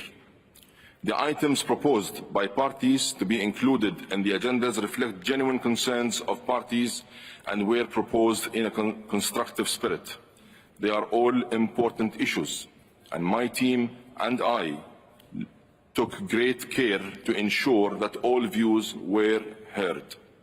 Further to the consultations and heads of delegation meetings, please allow me to outline the understandings reached regarding the adoption of the agendas of the COP28, CMP 18, CMA 5, SBSTA 59, and SBI 59. I propose that the governing and the subsidiary bodies adopt their agendas presented in their respective supplementary agendas without the inclusion of any of the items proposed by parties, as well as Agenda Item 10H of the CMA Supplementary Provisional Agenda entitled Sharm el-Sheikh Dialogue in the scope of Article 2, Paragraph 1C of the Paris Agreement and its complementarity with Article 9 of the Paris Agreement. This proposal is on the understanding that parties will still be able to consider the underlying issues and concerns related to those agenda items, either under other agenda items in line with their existing mandates or under consultations to be held by the Presidency. I further propose that the underlying issues and concerns in relation to the following proposed items can be discussed in the context of ongoing discussions under the mandated agenda items, including regarding the item on the supplementary provisional agenda of the COP entitled Mountains and Climate Change, highlighting the need for the protection of vulnerable mountain ecosystems while building the resilience of mountain peoples and economies to reduce loss and damage. These issues can be considered in discussions under the 16th meeting of the Nairobi Work Programme Focal Point Forum on Understanding and Closing Adaptation Knowledge Gaps in Mountains, High Latitude Areas and the Chrysosphere, as well as future activities of the Nairobi Work Programme. Regarding the item on the supplementary provisional agendas of the CMA and subsidiary bodies entitled Urgently Scaling Up Financial Support from Developed Country Parties in line with Article 4, Paragraph 5 of the Paris Agreement to enable implementation of developing countries. These issues can be considered in the discussions under CMA Agenda Item 10A, matters relating to the Standing Committee on Finance. Regarding the item on the supplementary provisional agenda of the CMA entitled Doubling Adaptation Finance as part of the efforts towards the implementation of decisions of 1/CP.26, paragraph 11, and 1/CMA.3, paragraph 18 on adaptation finance. These issues can be considered in discussions under CMA Agenda Item 10A, matters relating to the Standing Committee on Finance. Regarding the item on the supplementary provisional agendas of the COP, CMA, and the subsidiary bodies entitled Operationalization of the Principles of Equity and Common but Differentiated Responsibilities and Respective Capabilities in accordance with Article 2, Paragraph 2 of the Paris Agreement. These issues can be considered in the discussions under CMA Agenda Item 4, SBSTA Agenda Item 5, and SBI Agenda Item 8 on the global stocktake. Regarding the item on the supplementary provisional agendas of the COP, CMA, and the subsidiary bodies entitled Mission 1.5, positive incentives for accelerating early actions and policies that are nationally determined. These issues can be considered in the discussions under CMA on Agenda Item 4, SBSTA Agenda Item 5, and SBI Agenda Item 8 on the global stocktake. Regarding the item on the supplementary provisional agendas of the COP, CMP, CMA, and the subsidiary bodies entitled Concerns with unilateral trade measures related to climate change and their potential adverse impact on equitable and just transitions in the context of sustainable development and efforts to eradicate poverty. These issues can be considered in the discussions under CMA Agenda Item 4, SBSTA Agenda Item 5, and SBI Agenda Item 8 on the global stocktake. And regarding the sub-item 10H of the supplementary provisional agenda of the CMA entitled Sharm el-Sheikh Dialogue on the Scope of Article 2, Paragraph 1C of the Paris Agreement and its complementarity with Article 9 of the Paris Agreement, the report on the dialogue be considered in the discussions under CMA Agenda Item 10A, matters relating to the Standing Committee on Finance. I also propose the following way forward regarding the matters listed below. Regarding the item on the supplementary provisional agenda for the CMA entitled The Special Needs and Special Circumstances of Africa, I propose to convene consultations on this matter following the practice taken at previous conferences. The outcome of these consultations and any other issues raised during the consultations will be reported back under the agenda item Other Matters. On the sub-item on the supplementary provisional agenda of the CMA entitled 7th Review of the Financial Mechanism, I propose to hold consultations on a way forward on this matter. The outcome of these consultations and any other issues raised during the consultations will be reported back to the CMA later in the session. On the item on the supplementary provisional agenda of the CMP entitled Issues Related to Article 3, Paragraph 9 and Article 21 of the Kyoto Protocol, I propose to hold consultations on a way forward on this matter. The outcome of these consultations and any other issues raised during the consultations will be reported back to the CMP later in the session. The above understandings are not intended to exclude consideration of any of the underlying issues and concerns raised by parties in any other discussions under the agendas, but merely to ensure that our work can proceed in an expeditious manner and avoiding duplication. The above understandings will be recalled when we adopt the agendas of the CMP and CMA. The above understandings will be reflected in the reports of the sessions of the governing bodies. The understandings will apply mutatis mutandis to the related issues on the supplementary provisional agendas of the subsidiary bodies and will be recalled by the chairs of the subsidiary bodies prior to the adoption of the respective agendas and reflected in the reports of the sessions. Further, I propose that the following agenda item be held in abeyance. COP item 14. Consideration of proposals from parties and amendments to convention under Article 15. Sub-item A. Proposal from the Russian Federation to amend Article 4, paragraph 2F of the convention. And sub-item B. Proposal from Papua New Guinea and Mexico to amend Article 7 and 18 of the convention. COP item 15. Second review of the adequacy of Article 4, paragraph 2A-B of the Convention. Dear delegates, with these understandings and the proposal just outlined, and with immense gratitude for the flexibility shown by all parties to allow our important work to begin forthwith, I invite parties to turn to documents FCCP/CP/2023/1 and Addenda 1 and 2. I propose to adopt the supplementary provisional agenda contained in document FCCP/CP/2023/ADD.2, amended to reflect these understandings with the following items deleted: item 18, item 19, item 20, and item 21.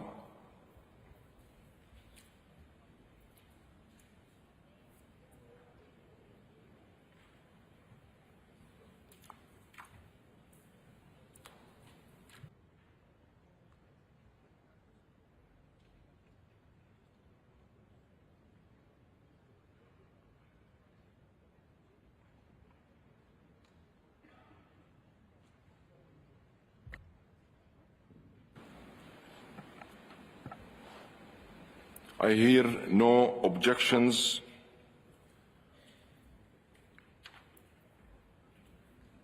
I see Kyrgyzstan have asked for the floor. Please. Honorable Chairperson, distinguished delegates, esteemed hosts from the United Arab Emirates, I extend heartfelt greetings on behalf of the Kyrgyz Republic to everyone gathered here for the 28th Conference of the Parties to the United Nations Framework Convention on Climate Change. We commend the United Arab Emirates for their exceptional preparation and leadership, setting a stage that inspires progress and unity. As we convene at this crucial juncture, the gaze of the world is fixed upon us. Full with anxiety and expectations, the challenges we face are not only unparalleled, but also threaten the very fate of our survival as a species. The responsibility to act and to act decisively has never been more pressing. The Kyrgyz Republic is committed to contributing constructively to this conference and working constructively with the Presidency and all fellow national delegations.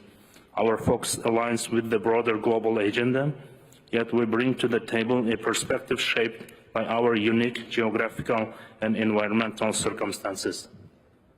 In this spirit, we propose the inauguration of a new dialogue on mountain and climate to focus on the pivotal role of mountainous regions in the global climate system. This initiative is not just vital for over 1 billion people residing in these landscapes across more than 100 nations, but is essential for the planet as a whole. The health of our mountain communities is inextricably linked to the health of our global climate. As we advance through the sessions of this conference, the Kyrgyz delegation will actively seek support for this mountain climate dialogue. Our goal is not only to bring attention to this critical issue, but to foster actionable strategies and collaboration. In this regard, our country has been a consistent advocate of the agenda for integrating mountain issues into international negotiations at all levels for more than 20 years. We are grateful to all partners for their support of the initiative of the Kyrgyz Republic to adopt the resolution Sustainable Mountain Development at the 77th session of the United Nations General Assembly, within the framework of which 2023-2027 was declared the 5 years of action for the development of mountain regions.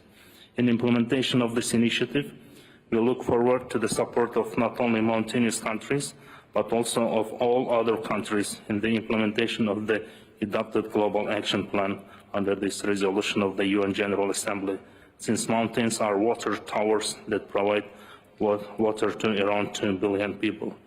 Kyrgyzstan, understanding the importance of collective action, unites countries in the group of Friends of Mountain Countries and has also joined the group of Friends of Cryosphere and the Forum of Climate Vulnerable Countries, a platform that brings together countries that are most vulnerable to climate change and produce the least emissions. We call on the international community to support the efforts of mountain countries aimed at solving the climate and environmental problems of mountain ecosystems. Thank you so much.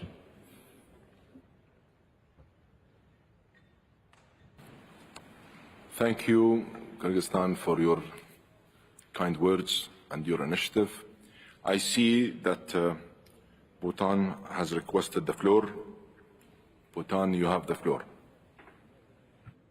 Thank you, Mr. President. At the outset, Bhutan would like to thank the COP presidency for the warm hospitality and impressive arrangements and hard work in bringing us all together to this beautiful city of Dubai. Mr. President, Bhutan strongly supports the intervention made by Kyrgyzstan on an urgent call for dialogue on mountain and climate change to be launched here at Cop28. Bhutan reiterates our submissions and requests made during numerous similar consultations in previous COPs on the issue of mountain ecosystem and its inclusion in the process. There is more than adequate scientific evidence proving that fragile mountain ecosystems are extremely vulnerable to the effects of climate change.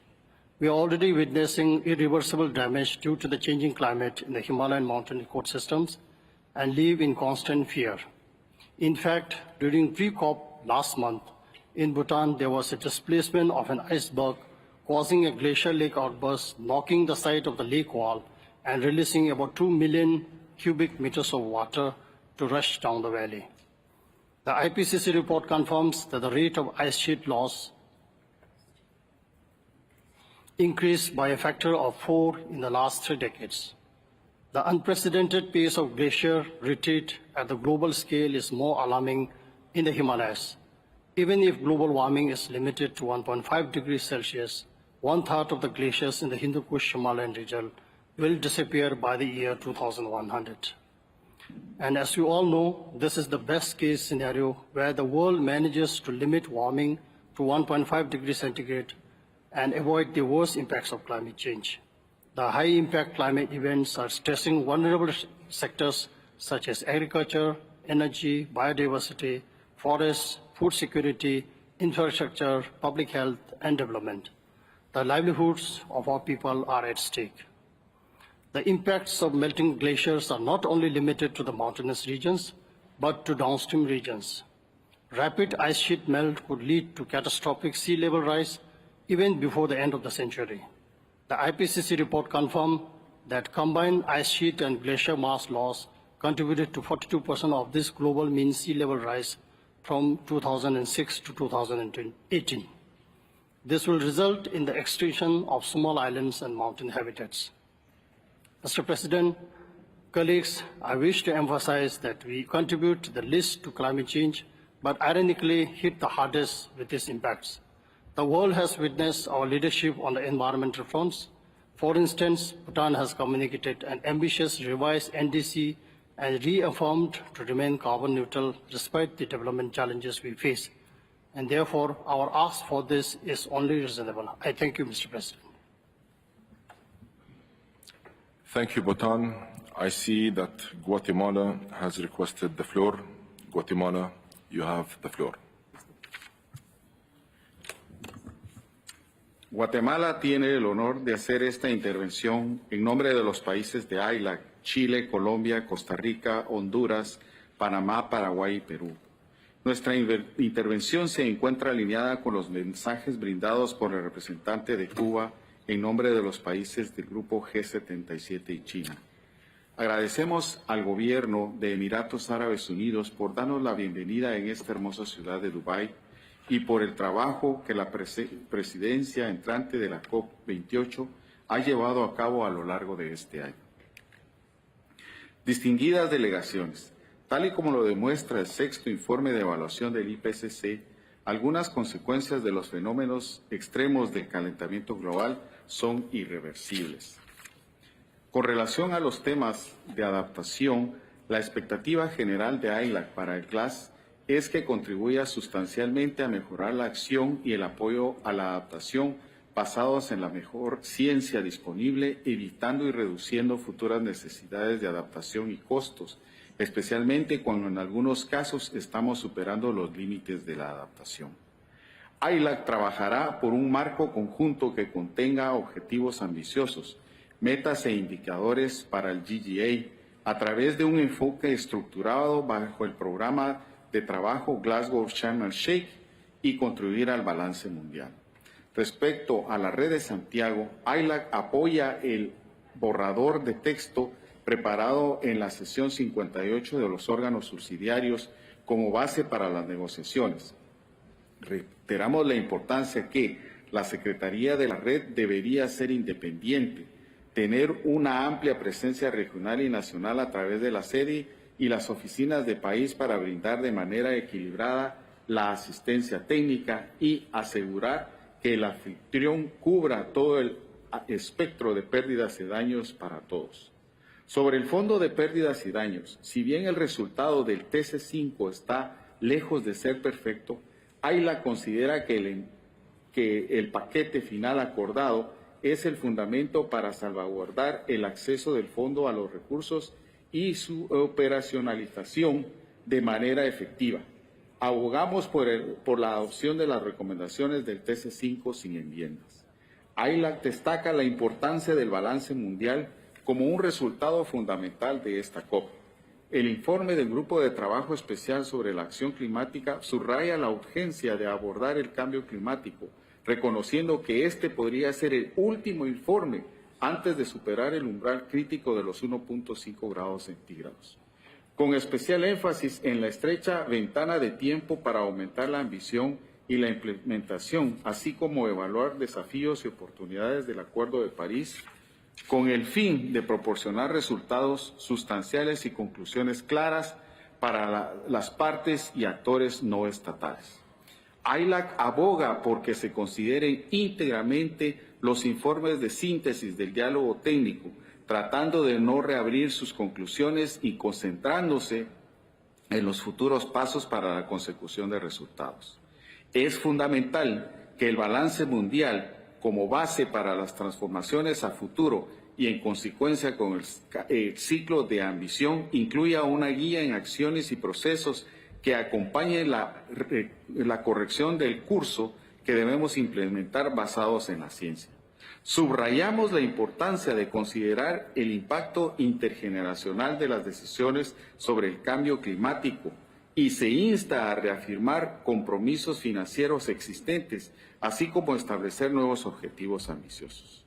Sobre la nueva meta colectiva cuantificada, AILAC reconoce las mejoras significativas en los diálogos de este año, donde centrarse en opciones tangibles ha demostrado ser valioso para delinear diversas alternativas dentro de cada dimensión crítica de la meta. Esperamos una decisión con avances tanto en el fondo como en el proceso.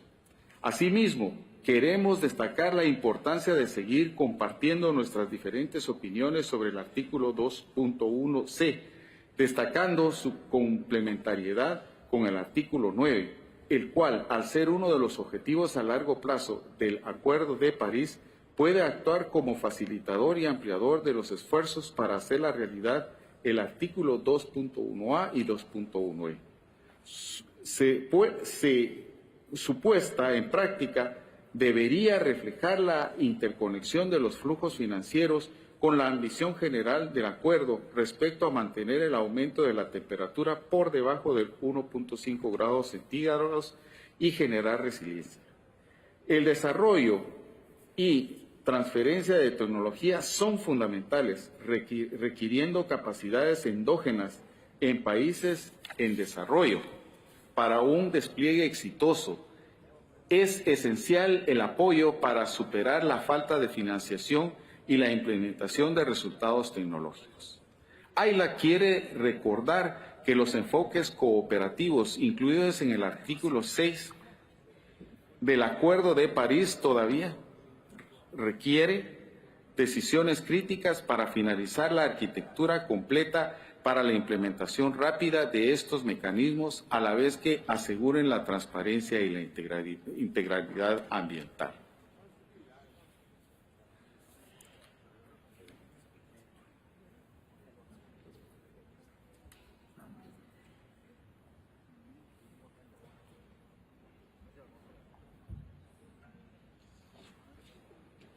Thank you, Guatemala. I appreciate and very much value your contributions. Allow me, though, just to say that, colleagues, we will have the opportunity to make our national statements later during this session. And I see no more requests, and I hear no objections. Let us now proceed to adopting the agenda, and in fact, let's get to work immediately.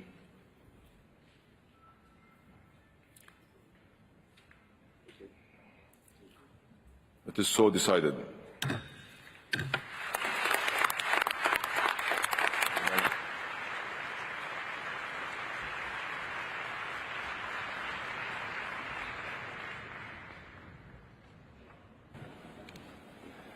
Distinguished delegates, regarding the agenda items for which informal consultations by the Presidency are required, I wish to inform that I will appoint senior delegates to lead these consultations on my behalf, and I will keep parties informed on the progress of the consultations.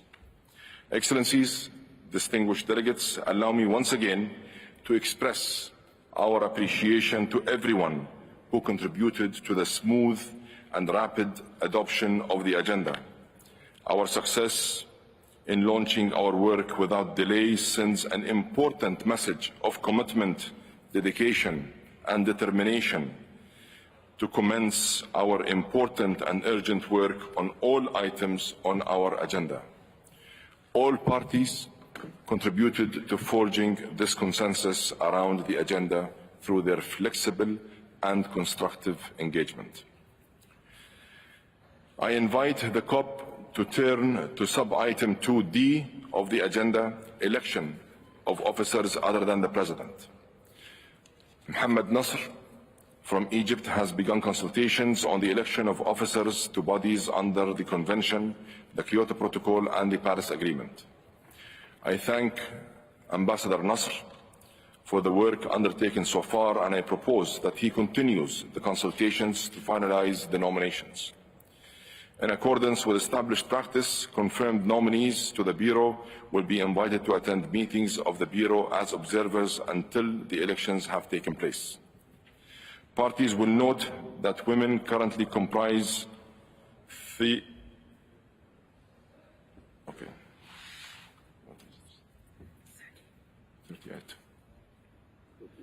38% of the membership of Convention, Kyoto Protocol, and Paris Agreement bodies.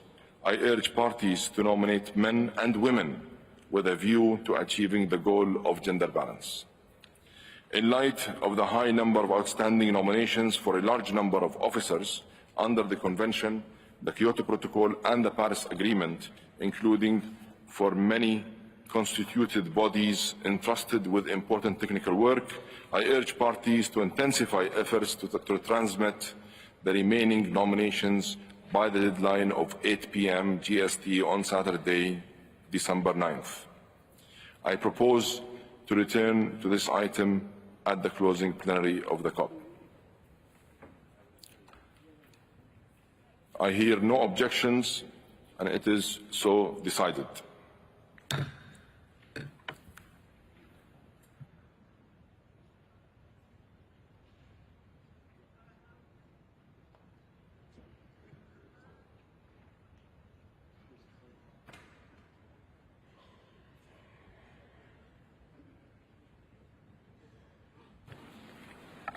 I invite the COP to turn to sub-item 2E of the agenda, admission of organizations as observers.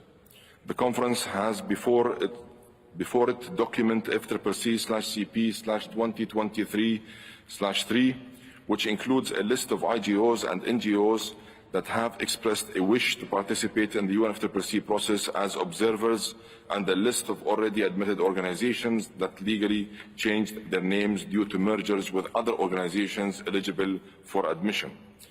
These lists were the basis on which organizations were informed of their provisional admittance status to COP28, on the understanding that the final authority to grant admission lies with the COP.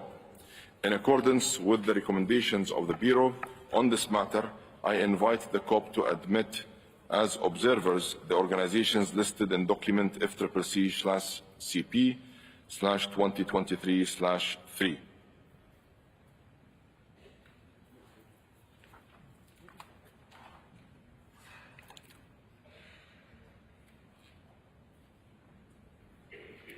Distinguished delegates and colleagues, I acknowledge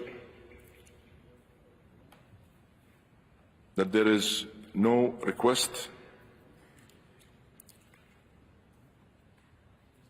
I once again invite the COP to admit as observers the organizations listed in document F/CP/CP/2023/3, and hearing no objections, it is so decided.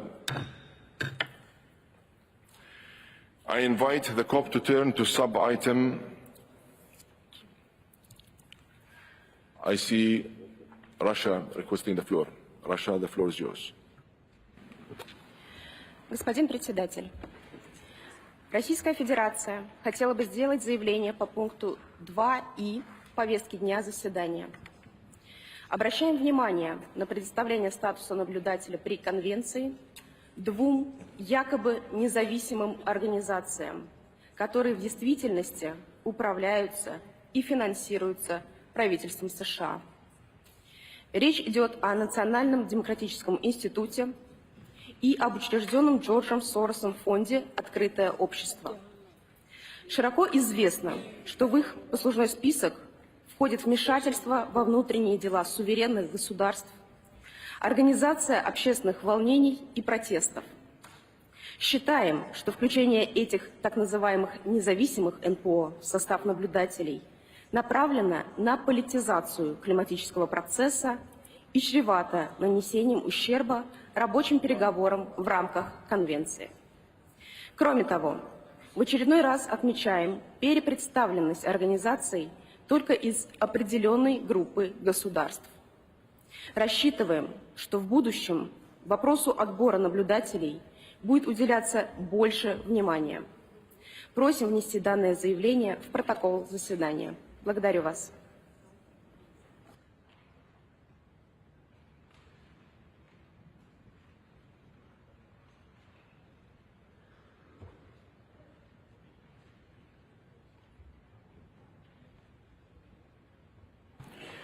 Thank you, Russia, for your statement. We will note your statement in the record. I invite the COP to turn to sub-item 2F of the agenda, organization of work, including for the sessions of the subsidiary bodies. Today, the governing and subsidiary bodies will convene their opening plenaries and launch work under all agenda items. Upon completion of the opening plenaries of the SBSTA and SBI, the 5 bodies will reconvene in a joint plenary to hear statements from groups and observer organizations.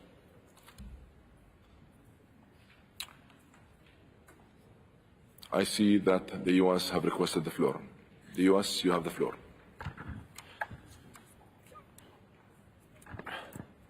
Mr. President, thank you. First of all, congratulations, and thank you for your very powerful opening comments.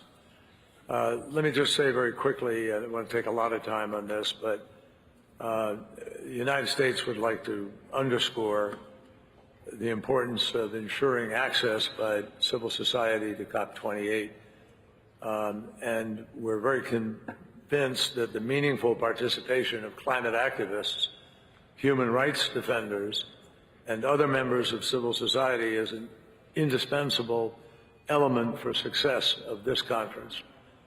So in this respect, we're very concerned about the assertion that NGOs that clearly meet the UNFCCC criteria for admission as observers should somehow not be accredited, not be permitted to be here for obviously other reasons. As the Secretariat has found, both the NGOs referenced in the previous intervention meet the criteria for the admission as observers, and there is no question that these NGOs are qualified in the matters of UN climate change regime. There is no basis for any party to question the basis for either of these two organizations' participation in our process. And if the complaining party's intervention is going to be reflected in the report of this session, the United States would request that this response also be reflected in the report. Thank you, Mr. President.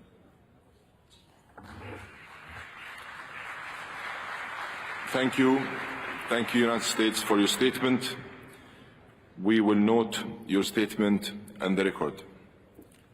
I invite the COP to turn to sub-item 2F of the agenda, organization of work, including for the sessions of the subsidiary bodies.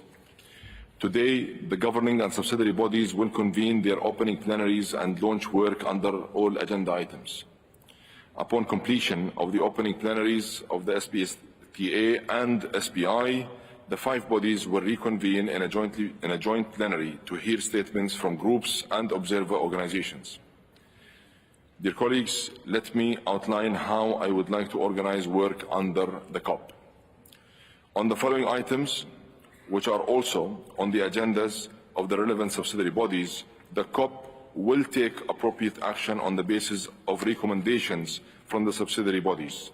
Please note that the full titles of the agenda items I will now list are projected on the screen.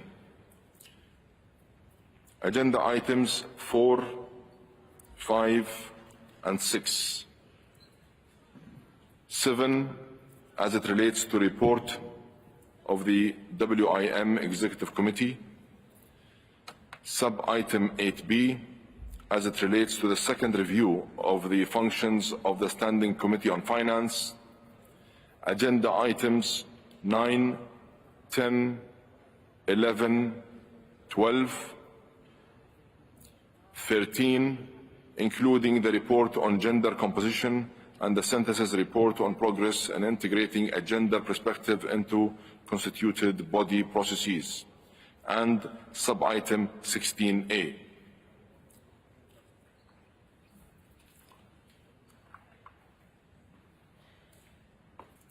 Hearing no objections, it is so decided.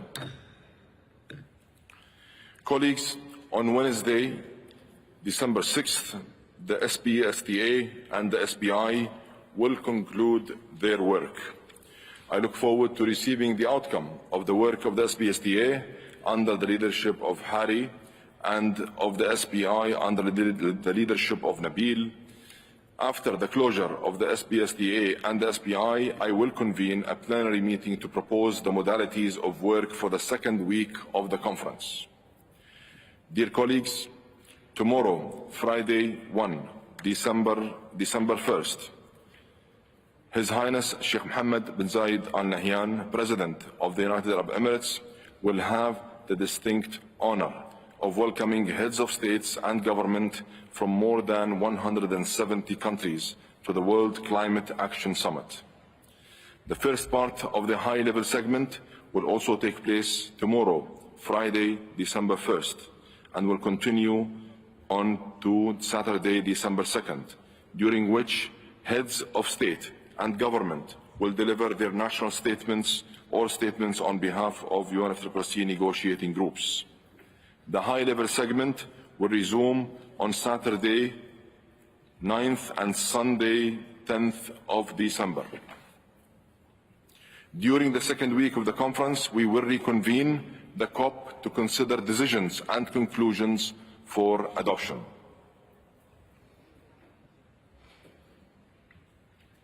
Hearing no objections, we will proceed on this basis.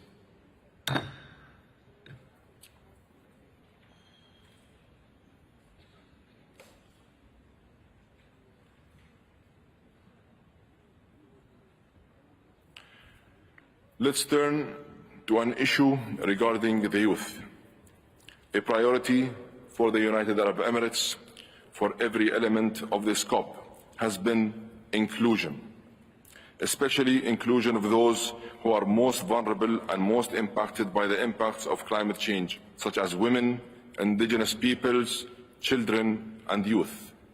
The UAE Cop28 Youth Climate Champion, Her Excellency Shamma Al-Mazroui, has worked to build opportunities for youth to engage with the UNFCCC processes, strong inclusion of youth who are set to inherit the long-term impacts of climate change is a must, and we hope parties will discuss how this can be developed at this COP.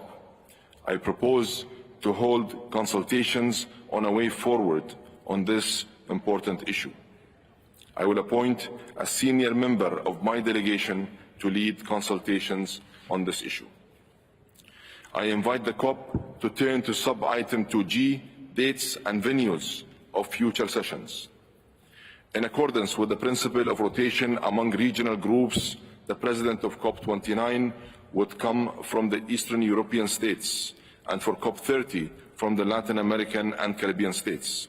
The Latin American and Caribbean states have nominated Brazil to host COP30. I encourage the Eastern European states to accelerate and finalize their consultations on this matter to ensure timely decision. I propose that Hannah Al-Hashimi, a senior member of my delegation, conduct consultations on my behalf with a view to proposing a draft decision on this matter for adoption by the COP. Hearing no objection, it is so decided. I invite the COP to turn to agenda item 7, Warsaw International Mechanism for Loss and Damage Associated with Climate Change Impacts. The COP is invited to consider the matter of its authority over and guidance to the WIM, including its executive committee. I propose a senior member of my delegation to undertake consultations on this matter. Hearing no objections, it is so decided. I invite the COP to turn to agenda item 8, matters relating to finance, including sub-items A to G. For sub-item 8A, the COP is invited to continue discussions on long-term finance. It is also invited to consider the summary of the deliberations at the 5th High-Level Ministerial Dialogue on Climate Finance on the progress and fulfillment of the goal of mobilizing jointly the $100 billion per year by 2020, convened at COP27, and to take any action it deems appropriate. I propose to establish a contact group co-chaired by Carlos Fuller from Belize and Gard Lindes from Norway for consideration of matters under this subcommittee, under this sub-item. I would like now to invite the representatives of Germany and Canada to report on the progress and fulfillment of the goal mobilizing jointly the $100 billion per year by 2020. Germany, you have the floor. Thank you, Mr. President, COP President, Excellencies, distinguished colleagues. As we all know, climate finance is a key part of our collective strategy to address climate change, and now more than ever, delivering support is essential to responding growing needs of developing countries. These efforts include meeting the $100 billion mark urgently and continuing to improve the quality and the effectiveness of climate finance. I am here to briefly report back on the work that my colleague, Minister Stephen Guilbeault of Canada, and I have conducted over the past months and years on the progress made to deliver on the $100 billion climate finance goal. On November 16th, the Organization for Economic Cooperation and Development published a report showing that in 2021, climate finance contributors collectively provided and mobilized $89.6 billion in climate finance. This is an important increase from 2020 and exceeds projections made by the OECD in the context of the Climate Finance Delivery Plan led by Canada and Germany. We were pleased to see the OECD Secretary General indicating that based on preliminary data for 2022, there is a likelihood that the goal was already met in 2022 and certainly was met in 2023. This is further underpinned by the good increase of the report Climate Finance by MDBs in 2022. I hand it over now to my Canadian colleague. Thank you, Mr. President. Thank you, Germany. Canada, you have the floor. Thank you, Mr. President, and thank you, Special Envoy Morgan. This is the third year that Germany and Canada have been working together with contributors on the U.S. $100 billion goal and listening to recipients and civil society about the impact of the financing provided. Meeting the $100 billion mark is an important step forward, but it is clear that we cannot stop here. We understand that the U.S. $100 billion is not enough to meet the needs of developing countries.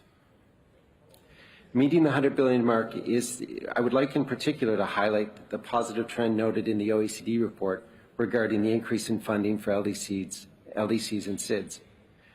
However, supporting and amplifying ambitious climate action in the developing world will require much more in the future. The new goal is an opportunity to support developing countries in meeting needs outlined in Article 2.1 of the Paris Agreement. We look forward to working with all of you on the NCQG consulate negotiations so that we can establish a transformational financial goal at Cop29. Thank you, Mr. President.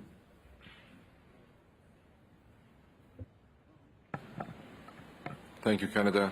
Thank you both for these positive indications on progress on this very important issue. Regarding sub-item 8B, matters relating to the Standing Committee on Finance, the COP is invited to consider the report of the SCF and consider the recommendations of the SPI on the second review of the functions of the SCF and take any action it deems appropriate. I thank the co-chairs of the SCF, Gertrud Wolonsky from Austria and Zahir Fakr from South Africa for their leadership and work this year. I propose to establish a contact group co-chaired by Apollonia Mayola from Italy and Ali Waqas from Pakistan for consideration of matters under this sub-item. Regarding sub-item 8C, report of the Green Climate Fund to the Conference of the Parties and guidance to the Green Climate Fund, the COP is invited to provide guidance to the GCF on policies, program priorities, and eligibility criteria taking into consideration the reports of the GCF and the SCF. I thank Noman Bashir Bahati from Pakistan and Victoria Gunderson from the United States of America for their leadership as co-chairs of the GCF board and the members of the board for their hard work. I propose to establish a contact group co-chaired by Marine Lanoy from France and Richard Mayongi from Tanzania for consideration of matters under this sub-item. For sub-item 8D, report of the Global Environment Facility to the Conference of the Parties and guidance to the Global Environment Facility, the COP is invited to provide guidance to the GEF on policies, program priorities and eligibility criteria, taking into consideration reports of the GEF and the SCF. I thank the chairperson of the GEF, Carlos Manuel Rodriguez, and the GEF Secretariat for their work undertaken by the GEF. I propose to establish a contact group co-chaired by Ms. Lanoy and Mr. Mayongi for consideration of matters under this sub-item. For sub-item 8E, seventh review of the financial mechanism, the COP is invited to agree on the guidelines for the seventh review of the financial mechanism, taking into account the guidelines contained in the Annex to Decision 12/CP.22. I propose to establish a contact group co-chaired by Ricardo Marshall from Barbados and Solomon Schoenfield from the United Kingdom for consideration of matters under this sub-item. For sub-item 8F, compilation and synthesis of and summary report on the in-session workshop on biennial communications of information related to Article 9, Paragraph 5 of the Paris Agreement, the COP is invited to consider the compilation and synthesis of the second biennial communications of developed country parties and summary report of the second biennial in-session workshop and information to be provided by parties. I propose to establish a contact group co-chaired by Elena Pereira from Honduras and Kelly Sharp from Canada for consideration of the matter under this subcommittee. Under sub-item 8G, operationalization of the funding arrangements responding to loss and damage referred to in paragraph 2, including the fund referred in paragraph 3 of decisions 2/CP.27 and 2/CMA.4. I propose to take this agenda sub-item later during the session once we have launched all other work under the COP, CMP and CMA. May I take it that the COP agrees to the organization of work proposed under agenda item 8, matters relating to finance, as just proposed. Hearing no objections, it is so decided. I would like to thank the co-chairs for accepting this role. To accelerate our work, I request the co-chairs of the contact groups established under sub-items 8A to F to produce draft decision texts after the first meeting of the respective contact groups. I invite parties to refer to the daily program and CCTV for information on the time and location of the first meeting of the contact groups. I invite the COP to turn to agenda item 16, sub-item B, decision-making in the UNFCCC process. At COP27, parties were unable to conclude their consideration of this matter, and in accordance with Rules 10C and 16 of the draft Rules of Procedure being applied, this matter has been included in the provisional agenda for COP28. I propose that Omar Lebreki, a senior member of my delegation, undertake informal consultations on sub-item 16B, and I will report on the consultations at the closing plenary. Hearing no objections, it is so decided.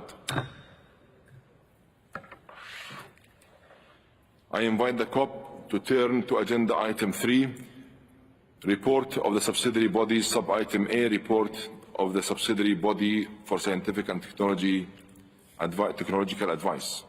I invite the co-facilitators of the 2023 Ocean and Climate Change Dialogue convened at SBSTA 58 to present the findings of the informal summary report.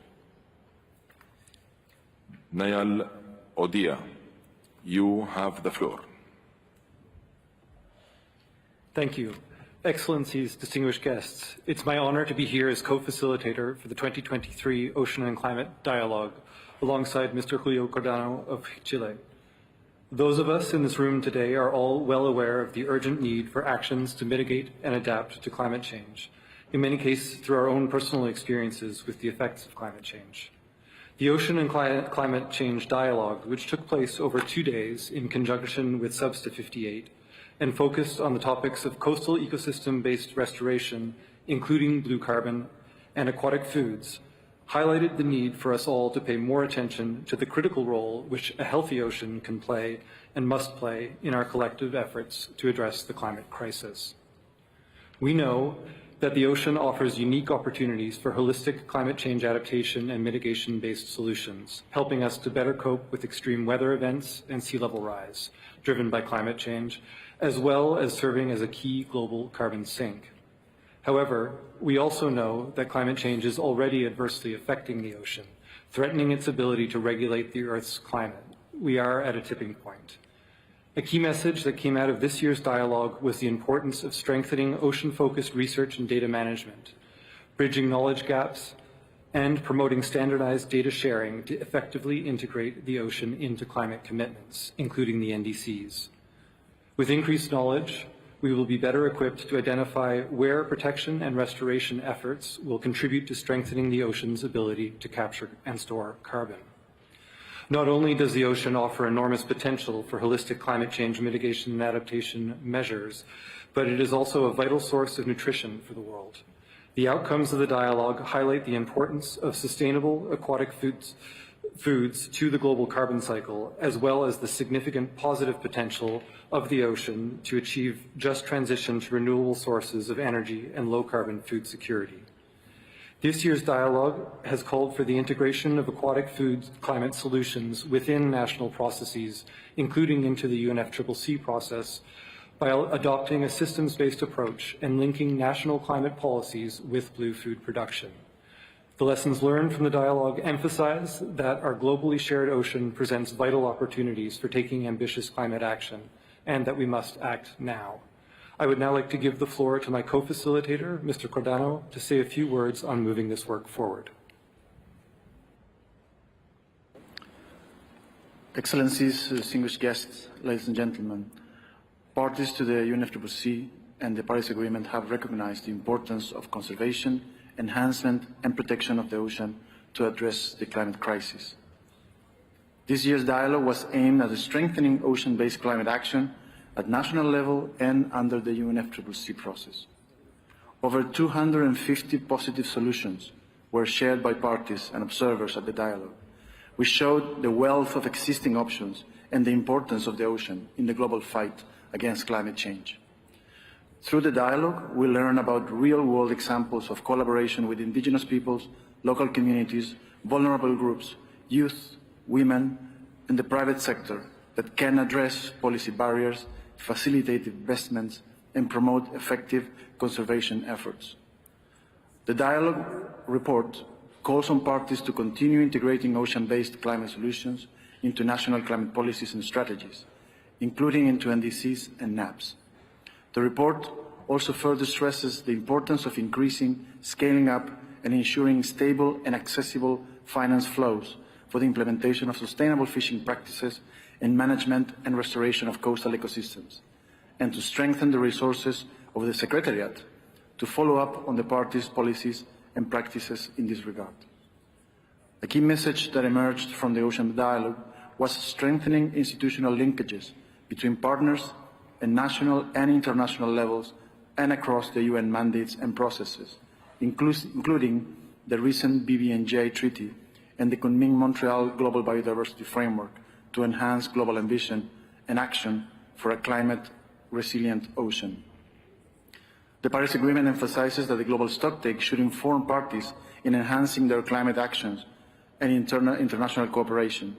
In this line, a key message from the dialogue is that the GST outcomes considers guidelines for parties to be able to strengthen ocean-based measures in their updated NDCs and national strategies. It is our view that the ocean holds one of the keys to an equitable and sustainable planet, and this should be reflected in the outcomes of this important meeting. We remain available to parties, Niall and I, as co-facilitators of this dialogue, to parties and observers to continue engaging on the outcomes of the Ocean Dialogue. And for this, we will convene an informal and open meeting that is scheduled on the 3rd of December at 1 p.m. Thank you very much, Mr. President. Thank you, Julio and Niall. We will return to agenda item 3 once the work of the subsidiary bodies has concluded. Delegates, this brings us to the end of the first meeting of the COP. We will meet later today for the joint plenary of the governing and subsidiary bodies to hear statements from groups of parties and observers after the opening plenaries of the subsidiary bodies. We will resume this meeting of the COP after the CMA opening plenary to consider COP agenda sub-item 8G, operationalization of the funding arrangements for responding to loss and damage referred to in paragraph 2, including the fund referred to in paragraph 3 of decisions 2/CP.27 and 2/CMA.4.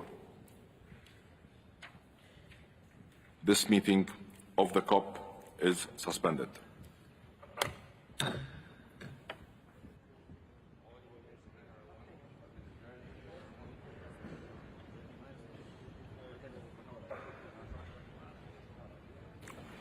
Distinguished delegates, I now declare open the 18th session of the Conference of Parties serving as the meeting of the parties to the Kyoto Protocol.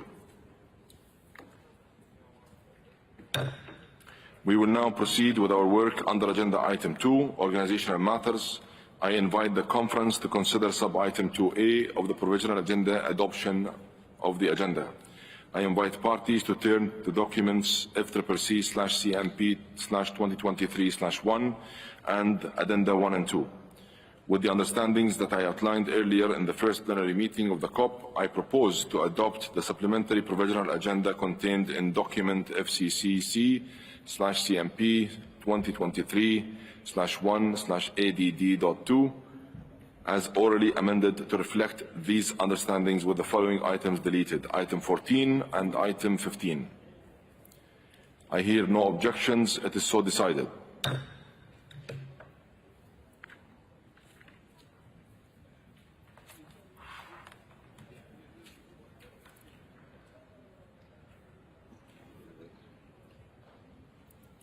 I invite parties to Agenda Sub-Item 2B, election of additional officers. As I mentioned during the COP opening plenary, Mohammed Nasser of Egypt has been continuing consultations on the election of officers to bodies under the Convention, the Kyoto Protocol and the Paris Agreement on my behalf. I propose to return to this item at the closing plenary of the CMP. I once again urge parties to intensify efforts to transmit the remaining nominations by the deadline of 8 p.m. GST on Saturday, December 9th. I hear no objections. It is so decided. I invite parties to turn to Sub-Item 2C, organization of work, including for the sessions of the subsidiary bodies. On the following items, which are also on the agendas of the relevant subsidiary bodies, the CMP will take appropriate action on the basis of inter alia recommendations from these subsidiary bodies. Please note the full titles of the agenda items I will list are projected on the screen. Sub-Item 4A and Items 8, 9, and 12. During the second week of the conference, we will reconvene the CMP to consider the decisions and conclusions for adoption. I hear no objections. It is so decided. Colleagues, as I already mentioned during the COP opening on Wednesday, December 6th, the STA and the SBI will conclude their work. I look forward to receiving the outcome of the work of the SBSTA and of the SBI. I invite the CMP to turn agenda item 4, reporting from and review of parties included in Annex 1, Sub-Item B, annual compilation and accounting report for the second commitment period for Annex B parties under the Kyoto Protocol. The CMP is invited to take note of information contained in reports for 2019 to 2023. I would like to mention that the report for 2023 is the last one of the annual compilation and accounting reports. The CMP may wish to note that this concludes the consideration of this agenda item. And I hear no objections. It is so decided. I invite the CMP to turn to agenda item 5, matters relating to the clean development mechanism. Under this item, the CMP is invited to consider, inter alia, the annual report of the CDM Executive Board and the technical paper prepared by Secretariat in response to the CMP 17 mandate. Subsequent to the publication of the annual report, the Executive Board met in Dubai earlier this week and requested further guidance on specific matters to the CMP. The meeting report is available on the CDM web pages of the UNFCCC website. I would like to thank CDM Executive Board Chair Lambert Schneider and Vice Chair Spencer Thomas for their leadership and the members and alternate members of the board for their hard work. I propose to establish a contact group to consider this item to be co-chaired by Kazuhisa Kwakotsu from Japan and Alec Movandika from Zambia. Hearing no objections, It is so decided. I now invite the CMP to turn to Agenda Item 6, matters relating to joint implementation. CMP 17 decided to terminate the Joint Implementation Supervisory Committee. It requested the Secretariat to take necessary steps to conclude matters relating to the operation of the committee for consideration at CMP 18. The CMP is invited to consider and provide guidance on this matter, and for this purpose, I will propose a senior delegate to work on a draft decision with the support of the Secretariat. Hearing no objections, it is so decided. I now invite the CMP to turn to Agenda Item 7, matters relating to the Adaptation Fund. Under this item, the CMP is invited to consider the annual report of the Adaptation Fund Board. I would like to thank the Chair of the Adaptation Fund Board, Antonio Navarra from Italy, and the members and alternate members of the Board for their hard work. I propose to establish a contact group to consider this item, to be co-chaired by Diane Blacklane from Antigua and Barbuda and Louise Rosario from France. I hear no objections. It is so decided. I invite the CMP to turn to Agenda Item 10, Report of the Compliance Committee. I'd like to thank the chairpersons of the committee, Kunihiko Shimada and Palweti Bainua, as well as the vice chairs Lisa Benjamin and Carolina Antonen, for their leadership, and the members and alternate members for their hard work. I propose that the CMP takes note of the report of the Compliance Committee contained in document FCC/KP/CMP/2023/3. I hear no objections. It is so decided. I invite the CMP to turn Agenda Item 11, report on the high-level ministerial roundtable on increased ambition of Kyoto Protocol commitments. Consultations during CMP 17 on this matter revealed that views remain divergent on whether further work is needed on this matter. I propose a senior member of my delegation to conduct consultations on this matter on my behalf. Hearing no objections, it is so decided. Dear delegates, I'd like to thank the co-chairs for accepting to undertake this role. Colleagues, this brings us to the end of the first meeting of the CMP. The meeting of the CMP is adjourned.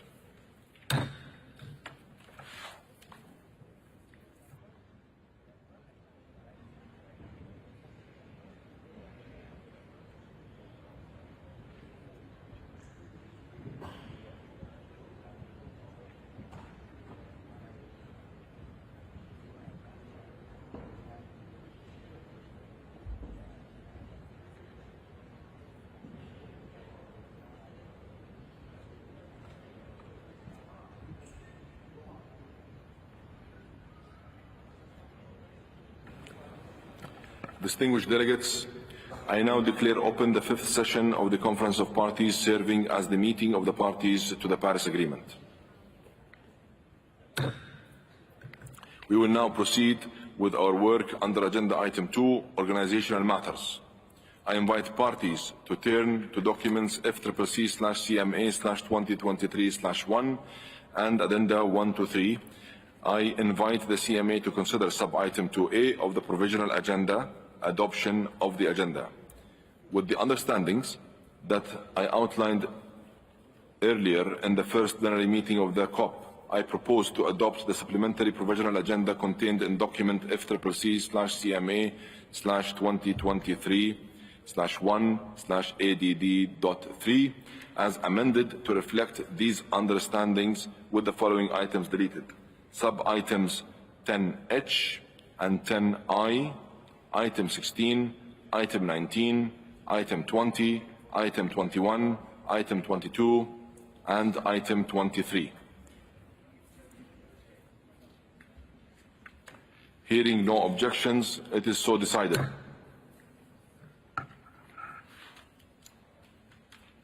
I invite the CMA to turn to Agenda Sub-Item 2B, election of additional officers. As I mentioned during the COP and CMP opening plenaries, Mohammed Nasser from Egypt has begun consultations on the election of officers to bodies under the Convention, the Kyoto Protocol, and the Paris Agreement, and will continue the consultations to finalize the nominations. Again, I urge parties to intensify efforts to conclude the remaining nominations so that these can be transmitted by the deadline of 8 p.m. GST on Saturday, December 9th. I propose to return to this item at the closing plenary of the CMA. Hearing no objections, it is so decided. I invite the CMA to turn to sub-item 2C, Organization of Work, including for the sessions of the subsidiary bodies. On the following items, which are also on the agendas of the relevant subsidiary bodies, the CMA will take appropriate action on the basis of recommendations from the subsidiary bodies. Please note that the full titles of the agenda items I will list are projected on the screen. Agenda items 4, 5, 6, 7, 8, 9. Sub-item 10A, matters relating to finance as it relates to the second review of the functions of the Standing Committee on Finance. Agenda items 11, 12, 13, 14, and 17.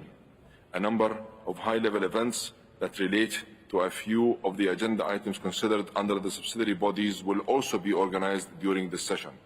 They are the high-level events of the Global Stocktake, the high-level ministerial dialogue on the new collective quantified goal on climate finance, the biennial high-level ministerial dialogue on climate finance, the high-level ministerial roundtable on pre-2030 ambition, and the annual high-level ministerial roundtable on just transition. Dates and locations of these events can be found in the program of the conference. Lastly, I would like to mention that during the second week of the conference, we will reconvene the CMA to consider the decisions and conclusions for adoption. Hearing no objections, it is so decided. Colleagues, as I mentioned during the COP opening, the SPSTA and the SPI will conclude their work on Wednesday, December 6th. I look forward to receiving the outcome of the work of the SPSTA and the SPI. I invite the CMA to turn to agenda item 10, matters relating to finance, including sub-items A to G.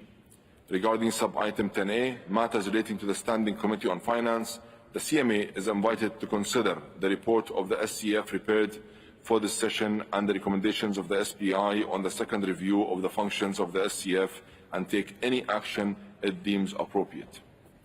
Consideration of this sub-item will be undertaken jointly with the contact group established by the COP for its agenda sub-item 8B, co-chaired by Apollina Mola from Italy and Ali Waqas from Pakistan. Regarding sub-item 10B, guidance to the Green Climate Fund, the CMA is invited to provide guidance to GCF on policies, program priorities, and eligibility criteria related to the Paris Agreement for transmission by the COP. Consideration of sub-item 10B will be undertaken jointly with the contact group established by the COP for its agenda sub-item 8C by co-chaired by Marine Lanouille from France and Richard Mayongi from Tanzania. Regarding sub-item 10C, guidance to the Global Environment Facility, the CMA is invited to consider the information provided by the GEF and to provide guidance to it on policies, program priorities, and eligibility criteria related to the Paris Agreement for transmission by the COP. Consideration of sub-item 10C will be undertaken jointly with the contact group established by the COP for its agenda sub-item 8D to be co-chaired by Ms. Lanouille and Mr. Mayongi. Regarding sub-item 10D, matters relating to Adaptation Fund, the CMA is invited to consider the annual report of the Adaptation Fund Board prepared for this session. Work under this sub-item will be undertaken jointly with the contact group established by the CMP for its agenda item 7, co-chaired by Diane Black-Lalin from Antigua and Barbuda and Louis Rousseau from France. Regarding sub-item 10E, new collective quantified goal on climate finance, the CMA is invited to take stock of the progress made and provide further guidance on the ad hoc work program. I would like to thank Fiona Gilbert and Zahir Fakir for their leadership as co-chairs of the ad hoc work program and for their work this year as reflected in their annual report prepared for this session. Work under this sub-item will also take in consideration the summary of the deliberations at the high-level ministerial dialogue to be convened on December 3rd. I propose to establish contact group co-chaired by Gabriella Blatter from Switzerland and Amina Yavoli from Fiji for consideration of matters under the sub-item. Regarding sub-item 10F, compilation and synthesis of and summary report on the in-session workshop on biennial communications of information related to Article 9, Paragraph 5 of the Paris Agreement, the CMA is invited to consider the documents prepared for the session and presented in the annotations. The CMA is also invited to consider updating the types of information contained in the Annex to Decision 12/CMA.1 on the basis of parties' experience and lessons learned in the preparation of their biennial communication of indicative, quantitative and qualitative information. In addition, the CMA will convene on December 8th a high-level ministerial dialogue on climate finance to be informed by the compilation and synthesis of the second biennial communication from developed country parties and summary report of the second biennial in-session workshop of information to be provided by parties. Consideration of this sub-item will be undertaken jointly with the contact group established by the COP for its agenda sub-item 10F, co-chaired by Elena Pereira from Honduras and Kelly Sharp from Canada. Regarding sub-item 10G, operationalization of the funding arrangements for responding to loss and damage referred to in paragraph 2, including the fund established in paragraph 3 of decision 2/CP.27 and 2/CMA.4, I propose to take up this agenda sub-item together with COP agenda sub-item 8G later during the meeting. May I take it that the CMA agrees to the organization of the work proposed for item 10, matters relating to finance. Hearing no objections, it is so decided. I would like to thank the co-chairs for accepting this role, and I invite delegates to consult CCTV and the daily programs for detailed information on the meetings and events. To accelerate our work, I request the co-chairs of the contact group established under 10A to F to produce draft decision texts after the first meeting of the respective contact groups.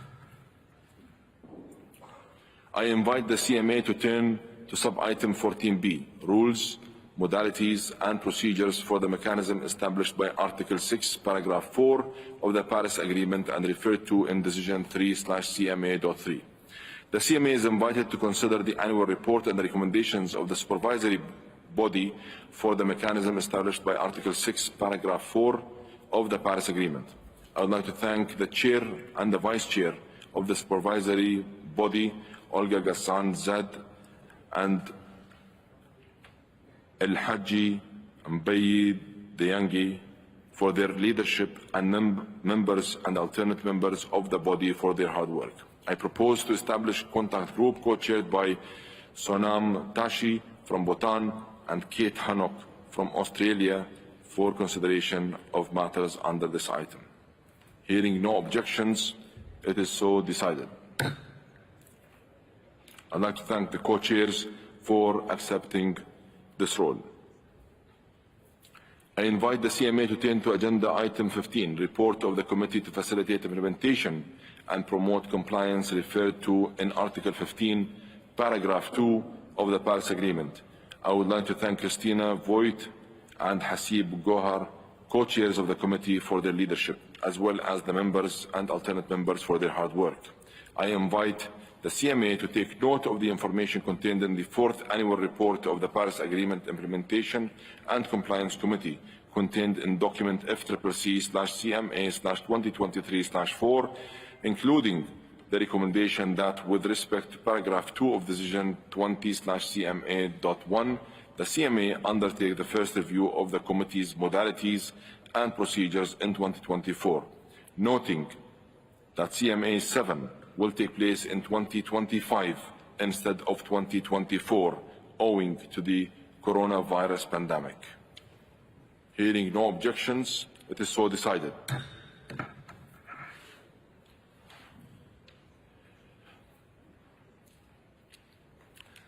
Distinguished delegates, I'd like to take this opportunity to draw parties' attention to documents FCCC/CMA/2023/12 and FCCC/CMA/2023/10.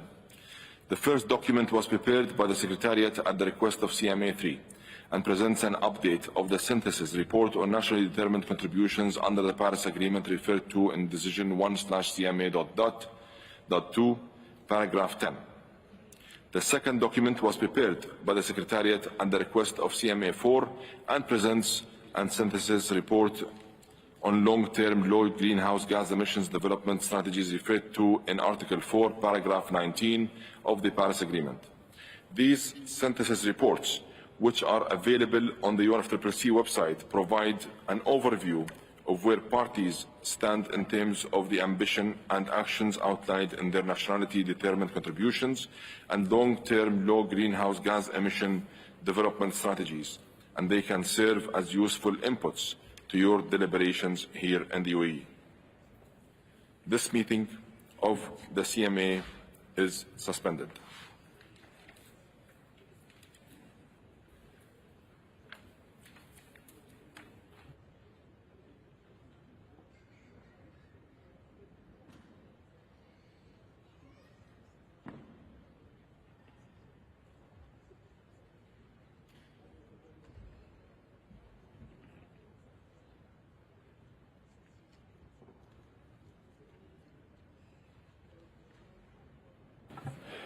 Dear delegates, as I informed you earlier, we now return to COP Agenda Item 8G and CMA Agenda Item 10G, operationalization of the funding arrangements for responding to loss and damage, referred to in paragraph 2, including the fund referred to in paragraph 3 of decisions 2/CP.27 and 2/CMA.4.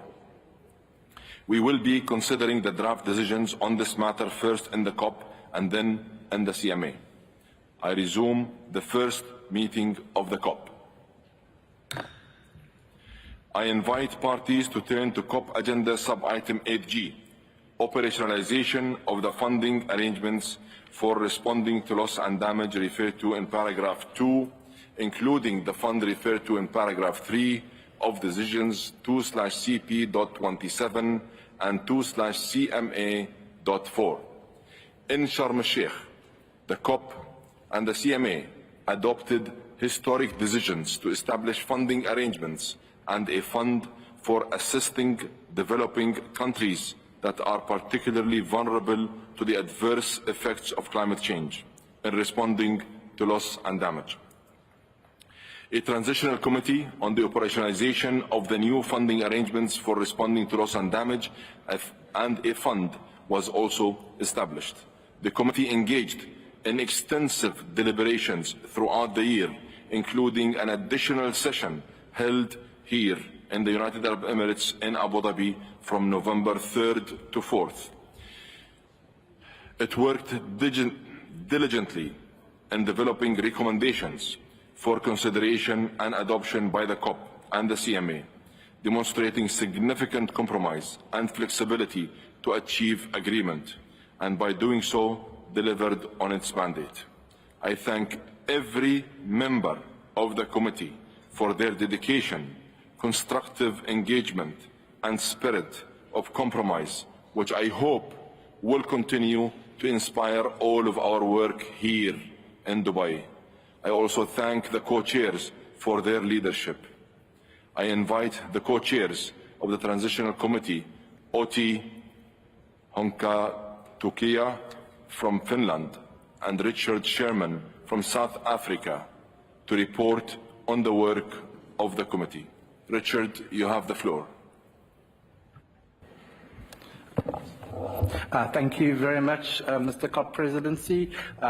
We welcome your election, and on behalf of South Africa, just to express our full support for your efforts to ensure that we have a successful outcome here in Dubai. I also wanted to thank you for the opportunity to address the sessions with a brief report back on the work of the Transitional Committee. As colleagues recall, decisions in Sharm el-Sheikh established the Transitional Committee to operationalize the fund We were given a very clear mandate. We were also given a very hard task in a very short amount of time. And I'm very grateful to be able to report back on behalf of Uti and the Transitional Committee members that we have delivered on our task. The outcome might not be satisfactory to all people. We certainly know that our colleagues in civil society have been shouting at us, but we welcome those voices. They are encouraging to us. We hope in the future we'll agree more closely on certain issues, but I wanted to thank all the participants to the Transitional Committee process, not just the members, but everybody who participated in our work, in our deliberations throughout the year, plus the workshops we held that were mandated, the Glasgow Dialogue and the SBR chairs for their support. I think collectively, all these inputs have made our work more robust. It's also made our work a lot harder, but I believe that as the committee, we have agreed on our recommendations by consensus. Thank you again to the UAE for hosting the 5th meeting in Abu Dhabi just after the pre-COP. And therefore, we're happy to present our recommendations to you. So in terms of the formal handing over of our report, these are in documents FCCC/CP/2023/9 and FCCC/PA/CMA/2023/9. The outcomes are a result of many months of complex work. It has been very challenging, but it represents a milestone achievement by a small group of representative parties that we are able to deliver our report to you here. I would like to just finally thank my colleague Uti for working alongside me throughout the year, and to the Secretariat. And on this note, I will hand over to Uti to complete our report. Thank you, Chair. Thank you.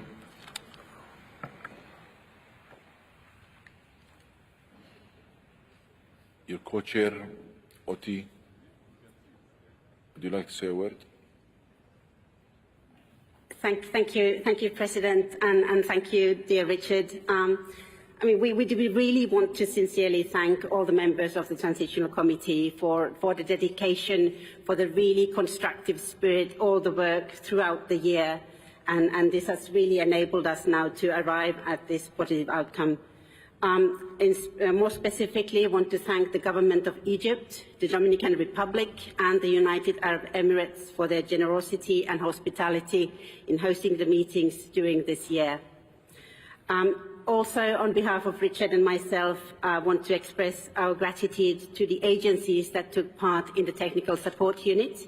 They provided really important technical inputs to our work this year, and also to the many observers and other stakeholders who made submissions, attended meetings and workshops, and shared their valuable insights and experiences with us. Your significant contributions strengthened our work and really served as a powerful reminder of what this work means for communities and countries on the front lines of climate change. While this was not an easy journey, and on a very personal note, I'm pretty sure that there are parts of this journey that neither my co-chair Richard of South Africa nor I wish to experience ever again. We are confident that the outcomes of this process serve as a strong foundation upon which the international community can now continue to build the new fund, the new funding arrangements, and continue to strengthen the existing funding arrangements, all of which have been widely welcomed as a beacon of hope for the climate vulnerables across the globe. Thank you. Thank you both for your hard work. I invite the COP to turn to document FCCC/CP/2023/L.1 containing the draft decision entitled The Operationalization of the New Funding Arrangements, including a fund responding to loss and damage referred to in paragraphs 2-3 of decisions 2/CP.27 and 2/CMA.4. It is my understanding that some parties may offer to contribute to the fund, and I encourage parties to consider making such pledges during this session. I request the Secretariat to update paragraph 14 of the decision to reflect any offers to contribute made during this conference. Further, I also request the Secretariat to make available on UNFCCC website all offers to contribute as they are made. I recommend that once operational, the Board take up the matter of a name for this fund for climate impact response.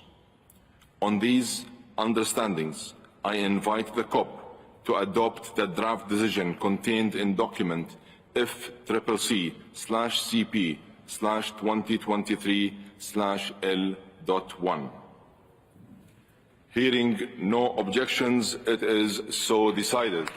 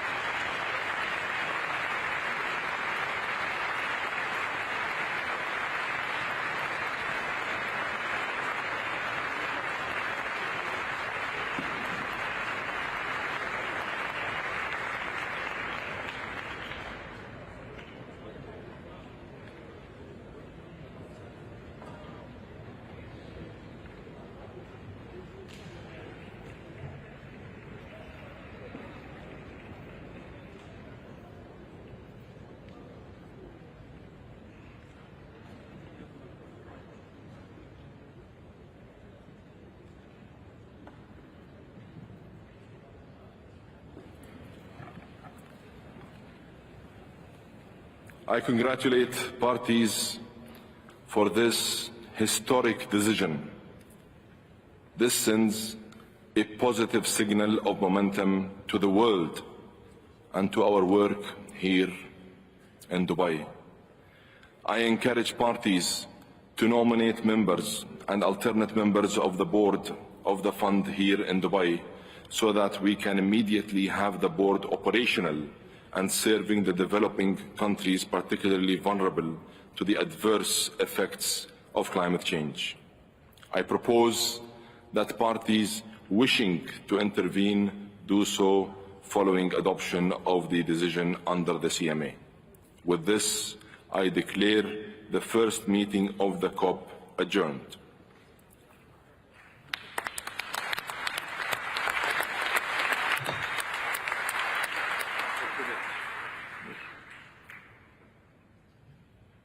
We will now resume the CMA to adopt corresponding decision.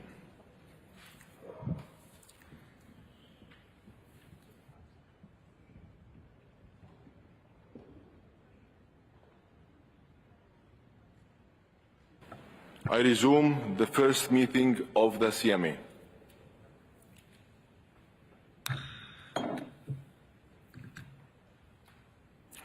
On the same understanding just outlined in the COP, I invite the CMA to adopt the draft decision contained in document FCCC/PA/CMA/2023/L.1.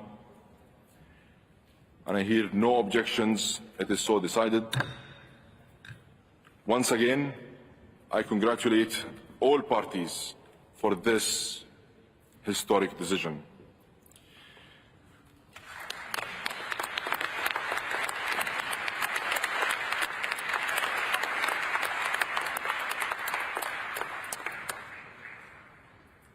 We have delivered history today. The first time a decision has been adopted on day one of any COP.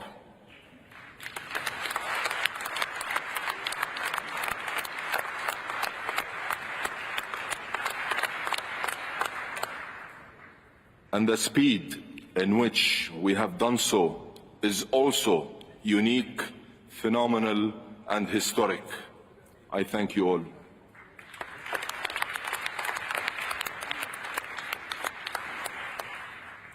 Getting this done demonstrates the hard work of so many, particularly members of the International Committee who worked tirelessly to get us to this very important point. This is evidence that we can deliver. COP28 can and will deliver. And colleagues, this is now This now sets a clear ambition for us to agree a comprehensive, ambitious GST decision over the next 12 days.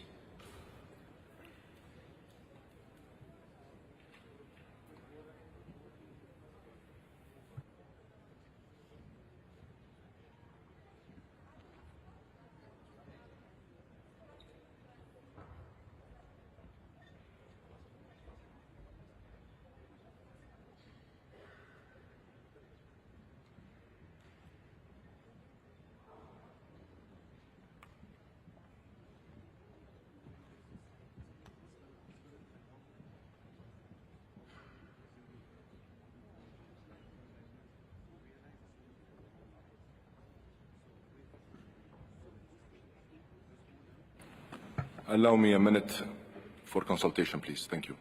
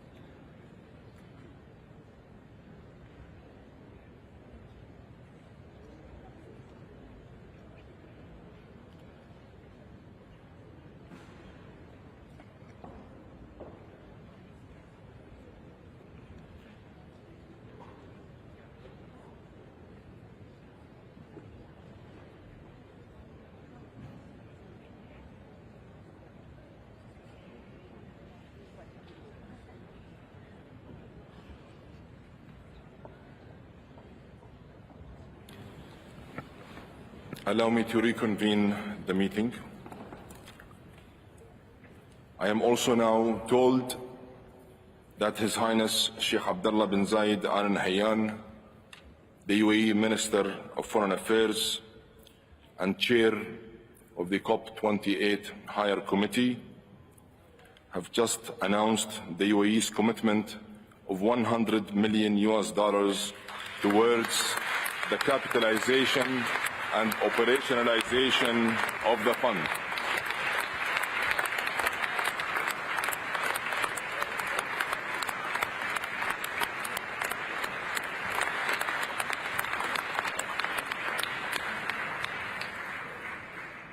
Thank you, sir.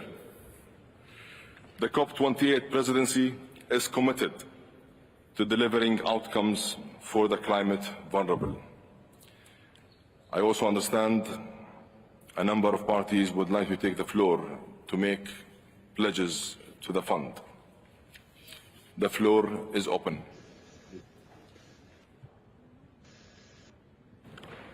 I see Germany. Germany, you have the floor. Thank you, Mr. President. We would like to hand over the floor to Federal Minister Svenja Schulze, Minister for Economic Cooperation and Development, on this historic day, if she is able to join us. And if not, then there she is, Minister Schulze.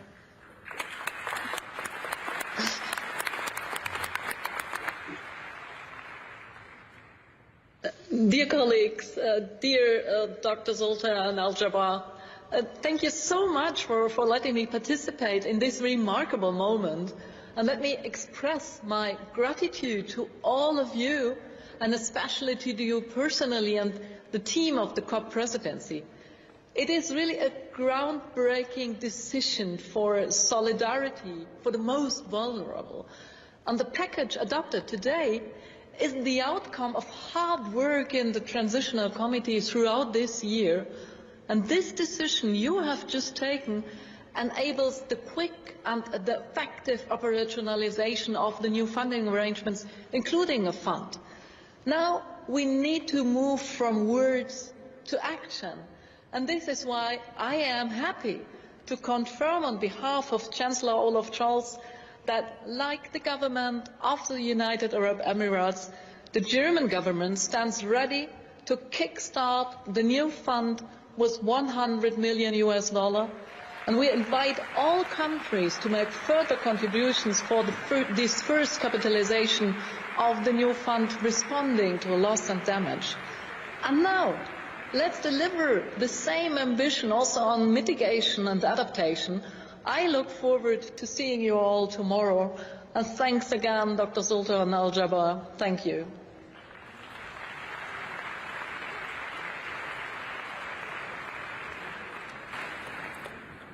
Thank you, Germany. And I see United Kingdom have asked for the floor. You have the floor, UK. Thank you, Mr. President. This is a historic occasion and one that's been a long time in the making. And we want to thank the UAE presidency, the former Egyptian presidency, as well as the co-chairs, the Secretariat and all the members of the Transitional Committee for the tireless work over the past year. And we also want to acknowledge those who fought for many years to get us to this point. The UK was honoured to play our part in the Transitional Committee, and we join those before us in strongly welcoming the establishment of the fund and funding arrangements. And we've heard the message loud and clear. It's now time for the fund to get to work. And in this spirit, the UK is delighted to announce up to £60 million for loss and damage, including up to £40 million for the new fund, and a further £20 million for funding arrangements, including for early warning systems and disaster risk finance. This is a demonstration of our commitment to getting the fund up and running so that it can support our vulnerable partners. And for the fund to deliver at the scale needed, we must work together to ensure that it delivers in bringing in a wide variety of sources. Mr. President, the outcome that we've achieved this year demonstrates our potential when we come together for a common cause. We need to channel this momentum through the rest of the COP28 as we strive for an ambitious outcome that keeps 1.5 in reach and supports the most vulnerable. Thank you.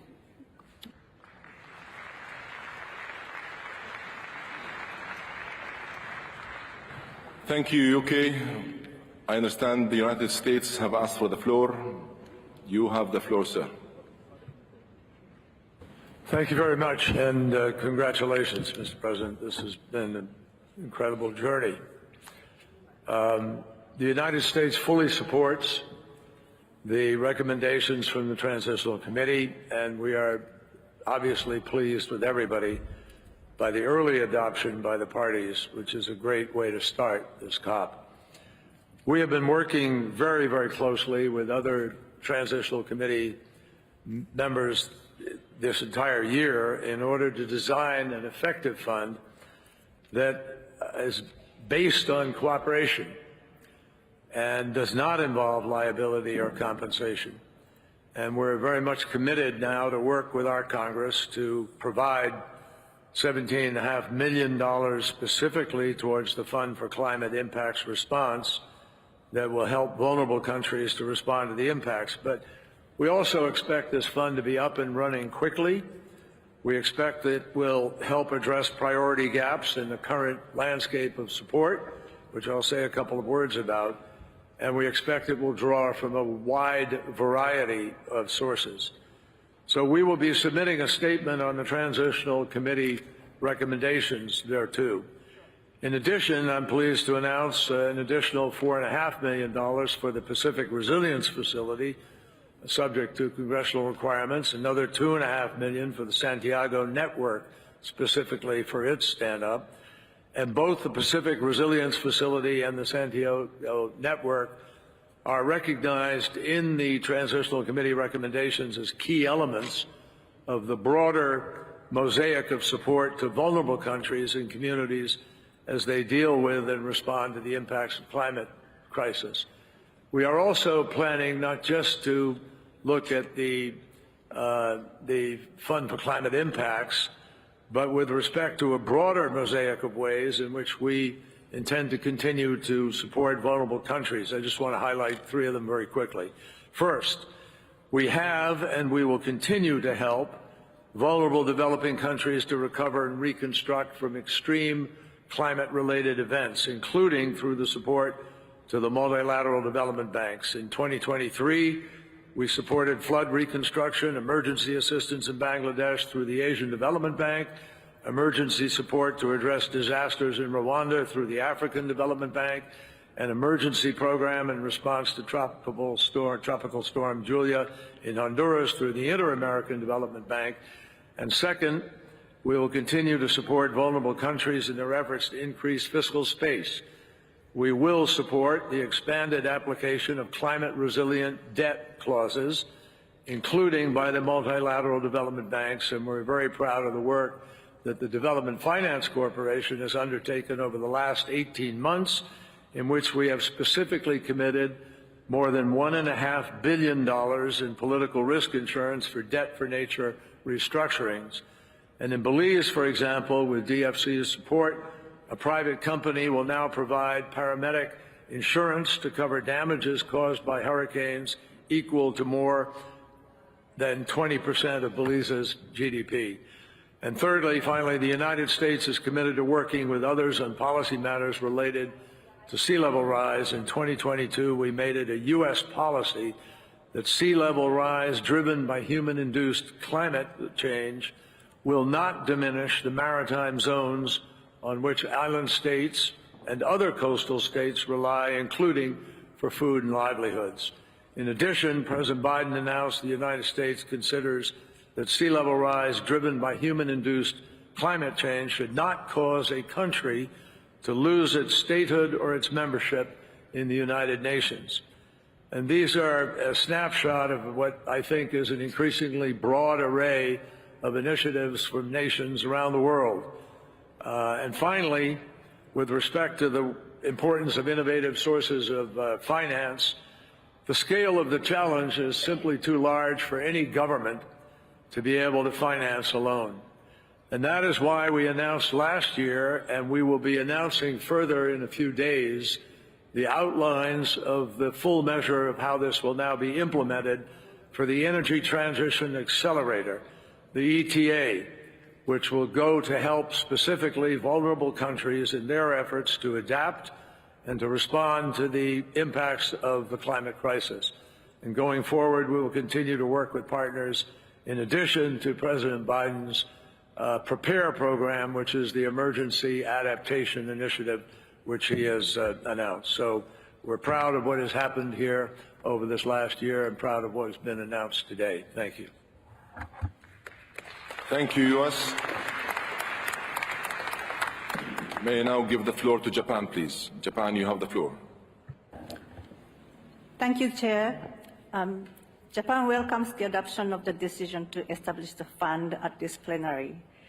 Like previous speakers, we commend the hard work of the Transition Committee, and I am humbly delighted that a Japanese member of the committee also contributed to this outcome. We hope that the fund will be operationalized at the earliest timing so that we can assist developing countries that are particularly vulnerable to the adverse effects of climate change. I am happy to announce that Japan pledges $10 million for the startup of the fund.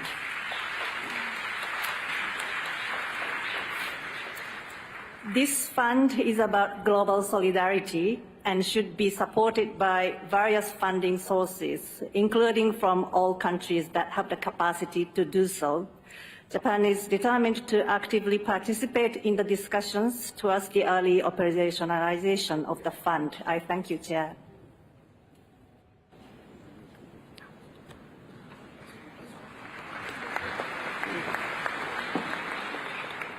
Thank you, Japan.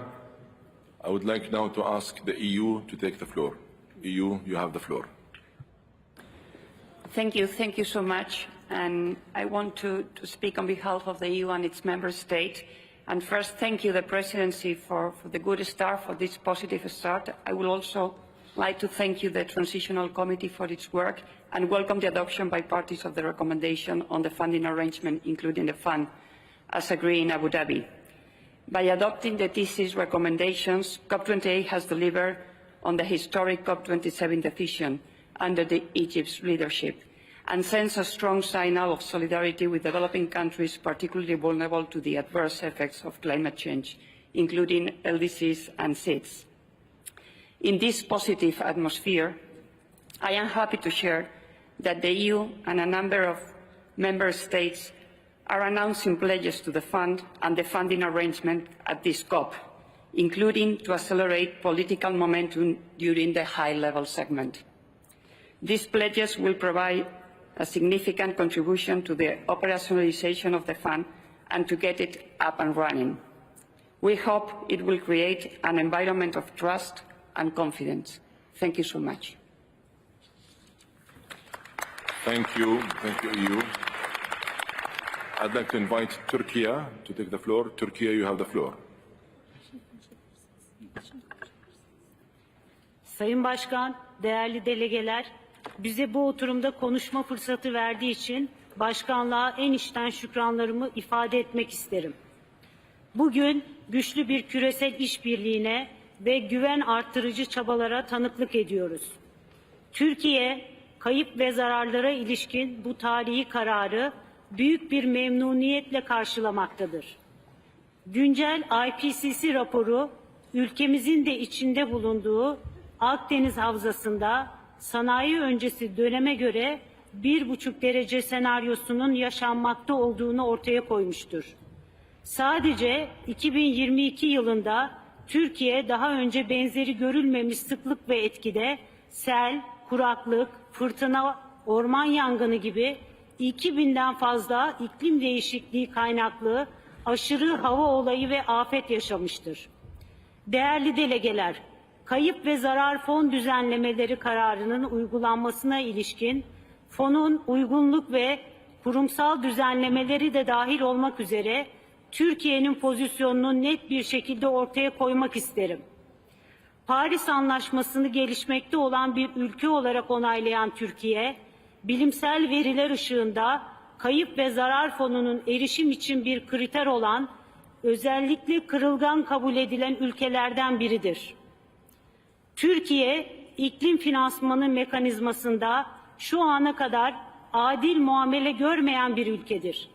Gelişmekte olan ülkelerin ihtiyaçlarını önceleyen ve iklim adaletine hizmet etmeyi amaçlayan bu yeni fon düzenlemesi, ülkemizin geride bırakılmadığı hakkaniyetli bir anlayışla işler hale getirilmelidir.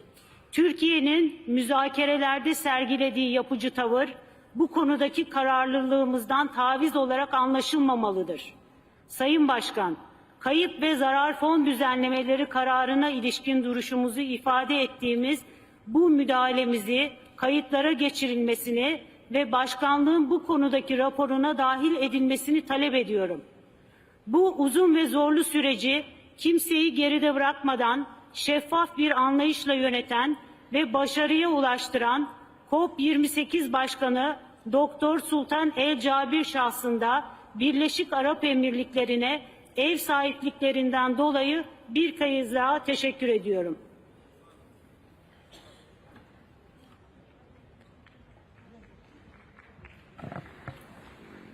Thank you very much. Thank you very much, Turkey, for your statement, and it will be noted in the report.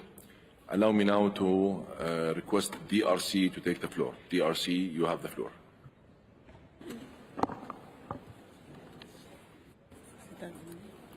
Merci beaucoup, Excellence, Dr Sultan Al-Jabir, président de la COP28. Au nom de la République démocratique du Congo, je voudrais féliciter sincèrement la décision extraordinaire dans un court délai de la création du Fonds pour la riposte des changements climatiques.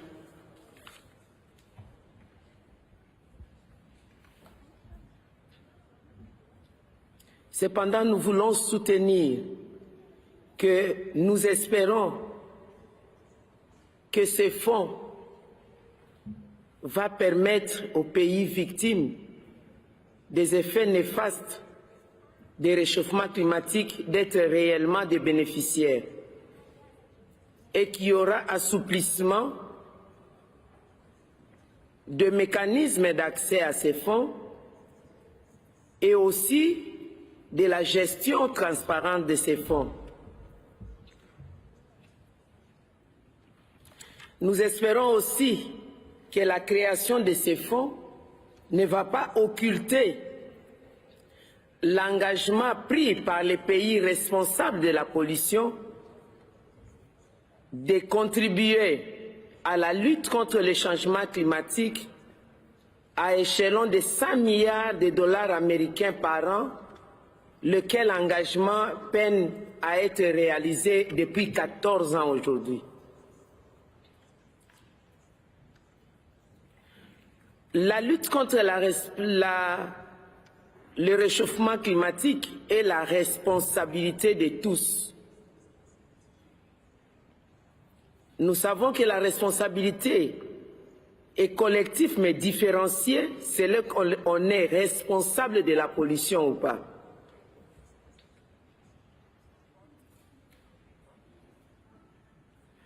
La République démocratique du Congo est victime de différentes formes de réchauffement climatique. Comme tout pays forestier, nous sommes aussi la réponse face au changement climatique, de par notre potentiel environnemental important.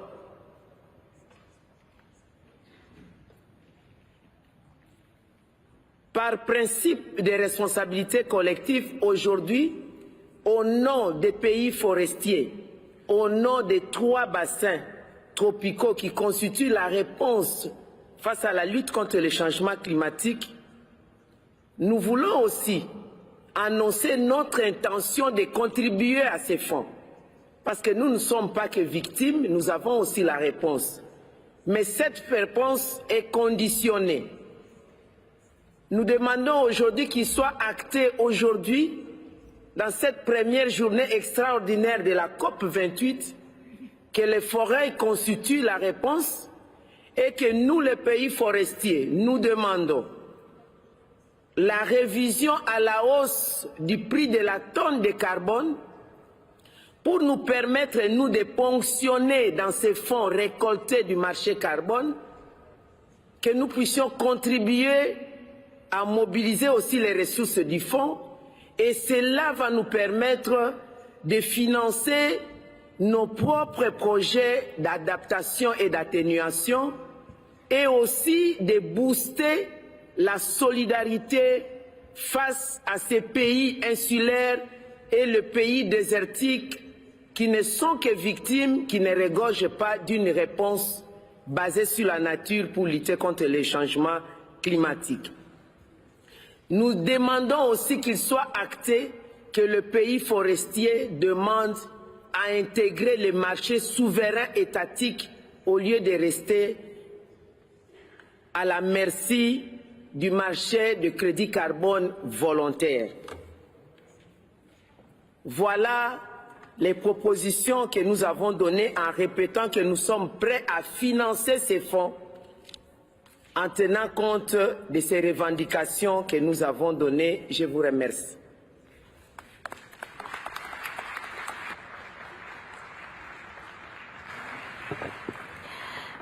Dear delegates, we would like to ask for a 2-minute break. Thank you.